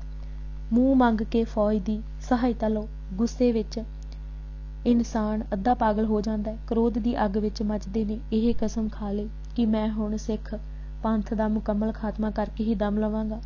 ਉਹ ਆਪਣੀ ਗਲਤ ਸੋਚ ਕਰਕੇ ਸਮਝਦਾ ਸੀ ਕਿ ਮੇਰੀ ਨਰਮੀ ਕਰਕੇ ਹੀ ਸਿੱਖ ਹੁਣ ਤੱਕ ਬਚੇ ਹੋਏ ਹਨ, ਨਹੀਂ ਤਾਂ ਜੇ ਮੈਂ ਮਿਟਾਉਣੇ ਚਾਹਵਾਂ ਤਾਂ ਇਹ ਬਚ ਨਹੀਂ ਸਕਦੇ। ਹੰਕਾਰ ਵਿੱਚ ਅੰਨੇ ਹੋਏ ਨੇ ਇੱਥੋਂ ਤੱਕ ਕਹਿ ਦਿੱਤਾ ਕਿ ਇੱਕ ਖੱਤਰੀ ਨੇ ਹੀ ਇਹ ਉਸ਼ਟੰਡ ਚਲਾਇਆ ਸੀ ਅਤੇ ਹੁਣ ਇੱਕ ਖੱਤਰੀ ਦੇ ਹੱਥੋਂ ਹੀ ਮੁੱਕੇਗਾ। ਸਿੱਖਾਂ ਦਾ ਇੱਕ ਵੱਡਿਓਂ ਕਤਲਾਮ ਦਾ ਹੁਕਮ। ਲਖਪਤ ਰਾਏ ਨੇ ਆਪਣੇ ਬੋਲ ਪਗਾਉਣ ਲਈ ਯਹੀਆ ਖਾਨ ਪਾਸੋਂ ਸਿੱਖਾਂ ਦੀ ਇੱਕ ਵੱਡਿਓਂ ਕਤਲਾਮ ਦਾ ਹੁਕਮ ਲੈ ਲਿਆ। ਲਾਹੌਰ ਸ਼ਹਿਰ ਅਤੇ ਪਿੰਡਾਂ ਵਿੱਚ ਡੌਂਡੀ ਪਿਟਵਾ ਦਿੱਤੀ ਕਿ ਜਿੱਥੇ ਵੀ ਕੋਈ ਸਿੱਖ ਮਿਲੇ ਫੌਰਨ ਥਾਂ ਤੇ ਮਾਰ ਦਿੱਤਾ ਜਾਵੇ। ਉਸ ਦਾ ਘਰ ਘਾਟ ਮਾਰਨ ਵਾਲੇ ਦਾ ਹੋਵੇਗਾ। ਜਿਹੜਾ ਵੀ ਗੁਰੂ ਗੋਬਿੰਦ ਸਿੰਘ ਦਾ ਨਾਮ ਲਵੇ ਉਸ ਨੂੰ ਤੁਰੰਤ ਕਤਲ ਕਰ ਦਿੱਤਾ ਜਾਵੇ। ਸਿੱਖਾਂ ਦੇ ਸਿਰਾਂ ਦਾ ਇਨਾਮ ਦਿੱਤਾ ਜਾਵੇਗਾ। ਸਾਰੇ ਪੰਜਾਬ ਵਿੱਚ ਸਿੱਖਾਂ ਦਾ ਕਤਲਾਮ ਸ਼ੁਰੂ ਹੋ ਗਿਆ। ਹੁਣ ਤੀਕ ਤਾਂ ਸਿਰਫ ਖਾੜਕੂ ਸਿੰਘਾਂ ਨੂੰ ਹੀ ਕਤਲ ਕੀਤਾ ਜਾਂਦਾ ਸੀ, ਪਰ ਲਖਪਤ ਰਾਏ ਨੇ ਸਿੱਖਾਂ ਦਾ ਕਤਲਾਮ ਵੀ ਆਰੰਭ ਕਰ ਦਿੱਤਾ। ਇਸ ਹੁਕਮ ਦਾ ਸਾਰੇ ਇਸ਼ਤਿਹਾਰ ਫੇਰ ਦਿੱਤਾ ਕਿ ਕੋਈ ਆਦਮੀ ਗੁੜ ਨਾ ਕਹੇ ਭੇਲੀ ਕਹੇ, ਕਿਉਂ ਜੋ ਗੁੜ ਕਿਹਾ ਗੁਰੂ ਚੇਤੇ ਆਉਂਦਾ ਹੈ। ਇਸੇ ਤਰ੍ਹਾਂ ਗੁਰੂ ਗ੍ਰੰਥ ਨਾ ਕਹੇ ਪੋਥੀ ਕਹੇ। ਗੁਰਦੁਆਰੇ ਢਾਹ ਦਿੱਤੇ। ਗੁਰੂ ਗ੍ਰੰਥ ਸਾਹਿਬ ਦੀਆਂ ਬੀੜਾਂ ਅਤੇ ਸੈਂਚੀਆਂ ਖੂਹਾਂ ਵਿੱਚ ਸੁਟਵਾ ਦਿੱਤੀਆਂ। ਸਾੜੀਆਂ ਵੀ ਗਈਆਂ। ਜਿੱਥੇ ਵੀ ਕਿਤੇ ਕੋਈ ਸਿੱਖ ਦਾ ਚਿੰਨ੍ਹ ਨਜ਼ਰ ਆਇਆ ਖਤਮ ਕਰ ਦਿੱਤਾ ਗਿਆ। ਇਹ ਕਤਲਾਮ ਸਭ ਤੋਂ ਪਹਿਲਾਂ ਲਾਹੌਰੋਂ ਆਰੰਭ ਹੋਇਆ। ਜਿੰਨੇ ਸਿੱਖ ਸਰਕਾਰੀ ਚਾਕਰੀ ਵਿੱਚ ਸਨ ਫੜ ਲਏ ਗਏ। ਇਹਨਾਂ ਵਿੱਚ ਹੀ ਲਾਹੌਰ ਦਾ ਕੋਤਵਾਲ ਸਰਦਾਰ ਸੁਭੇਗ ਸਿੰਘ ਜੰਬਰ ਅਤੇ ਉਸ ਦਾ ਪੁੱਤਰ ਸ਼ਹਿਬਾਜ਼ ਸਿੰਘ ਫੜ ਮੰਗਵਾਏ। ਲਾਹੌਰ ਵਿੱਚ ਰਹਿੰਦੇ ਹੋਰ ਗੁਰਮੁਖ ਸਿੱਖ ਜਿਨ੍ਹਾਂ ਉੱਤੇ ਜ਼ਕਰੀਆ ਖਾਨ ਦਾ ਯਹੀਆ ਖਾਨ ਦੀ ਸਰਕਾਰ ਨੇ ਕਦੀ ਵੀ ਸ਼ੱਕ ਨਹੀਂ ਸੀ ਕੀਤਾ, ਸਭ ਫੜ ਲਏ ਗਏ। ਦਲ ਖਾਲਸਾ ਦੇ ਜੰਗੀ ਸਿੰਘ ਤਾਂ ਸਰਕਾਰ ਵੱਲੋਂ ਬਾਗੀ ਸਮਝੇ ਜਾਂਦੇ ਅਤੇ ਕਤਲ ਹੁੰਦੇ ਰਹੇ, ਪਰ ਇਸ ਵਾਰ ਤਾਂ ਸਿੱਖ ਹੋਣਾ ਹੀ ਜੁਰਮ ਕਰਾਰ ਕਰ ਦਿੱਤਾ ਗਿਆ ਅਤੇ ਬਾਗੀਆਂ ਵਾਂਗ ਕਤਲ ਦਾ ਹੁਕਮ। ਜਾਨ ਬਚਾਉਣ ਦਾ ਇੱਕੋ ਇੱਕ ਢੰਗ ਸੀ ਕਿ ਇਸਲਾਮ ਧਾਰਨ ਕਰ ਲਿਆ ਜਾਵੇ, ਪਰ ਜਾਨ ਨਾਲੋਂ ਧਰਮ ਪਿਆਰਾ ਸਮਝਣ ਵਾਲੇ ਕਦ ਇਸ ਰਾਹ ਪੈਂਦੇ ਹਨ। ਸੋ ਫੜੇ ਹੋਏ ਸਿੱਖਾਂ ਦੇ ਕਤਲ ਦਾ ਹੁਕਮ ਲਖਪਤ ਰਾਏ ਵੱਲੋਂ ਦਿੱਤਾ ਗਿਆ। ਸ਼ਹਿਰ ਦੀਆਂ ਨਾਮਵਰ ਹਸਤੀਆਂ ਜਿਵੇਂ ਦੀਵਾਨ ਕੌੜਾ ਮੱਲ, ਕੁਜਾਹੀ ਮੱਲ, ਕਸ਼ਮੀਰੀ ਮੱਲ ਖੁਰਾਣਾ, ਦੀਵਾਨ ਲੱਛੀ ਰਾਮ, ਦੀਵਾਨ ਸੂਰਤ ਸਿੰਘ, ਹਰੀ ਮੱਲ, ਹਰੀ ਸਿੰਘ, ਗੁਲਜ਼ਾਰ ਸਿੰਘ ਅਤੇ ਭਾਈ ਦੇਸ ਰਾਜ ਸਮੇਤ ਸ਼ਹਿਰ ਦੇ ਬਹੁਤ ਸਾਰੇ ਸਾਧੂ ਸੰਤ ਅਤੇ ਪੀਰ ਫਕੀਰ ਲਖਪਤ ਰਾਏ ਪਾਸ ਮੇਲਾ ਬਣਾ ਕੇ ਆਏ ਕਿ ਤੂੰ ਇਹਨਾਂ ਬਦੋਸ਼ੀਆਂ ਸਿੰਘਾਂ ਨੂੰ ਕਿਉਂ ਮਾਰਦਾ? ਇਹ ਤਾਂ ਬਿਲਕੁਲ ਅਮਨ ਪਸੰਦ ਲੋਕ ਹਨ ਅਤੇ ਧਰਮ ਦੀ ਕਿਰਤ ਕਰਕੇ ਗੁਜਰਾਨ ਕਰਦੇ ਹਨ। ਇਹਨਾਂ ਨੂੰ ਮਾਫ਼ ਕਰਕੇ ਛੱਡ ਦਿੱਤਾ ਜਾਵੇ। ਇਹਨਾਂ ਬਦੋਸ਼ੀਆਂ ਨੂੰ ਮਾਰਨ ਦਾ ਉਪਦਰਵ ਨਾ ਕਰ। ਜਿੰਨਾ ਤੇਰਾ ਭਰਾ ਮਾਰਿਆ ਹੈ ਉਹਨਾਂ ਨਾਲ ਜਿਵੇਂ ਮਰਜ਼ੀ ਕਰ ਲੈ। ਪਰ ਉਸ ਨੇ ਇੱਕ ਨਾ ਮੰਨੀ ਅਤੇ ਸਭ ਨੂੰ ਕਤਲ ਕਰਵਾ ਦੇਣ ਦਾ ਹੁਕਮ ਅਟੱਲ ਰੱਖਿਆ। ਇਸ ਸਮੇਂ ਭਾਈ ਪ੍ਰਿਥੀ ਜੀ ਦੀ ਥਾਂ ਭਾਈ ਜਗਤ ਭਗਤ ਜੀ ਗੱਦੀ ਤੇ ਸਨ। ਲੋਕਾਂ ਨੂੰ ਫੁਰਿਆ ਤੇ ਲਖਪਤ ਰਾਏ ਦੇ ਗੁਰੂ ਭਾਈ ਜਗਤ ਭਗਤ ਮਾਣਕ ਵਾਲੇ ਨੂੰ ਜਾ ਕਿਹਾ ਕਿ ਲਖਪਤ ਰਾਏ ਫੜੇ ਹੋਏ ਸਿੱਖਾਂ ਨੂੰ ਚੇਤ ਦੀ ਸਮਾਵਤੀ ਮੱਸਿਆ ਵਾਲੇ ਦਿਨ ਮਰਵਾ ਦੇਣਾ ਚਾਹੁੰਦਾ ਹੈ ਅਤੇ ਉਹਨਾਂ ਨੂੰ ਆਪਣੇ ਨਾਲ ਲੈ ਆਏ।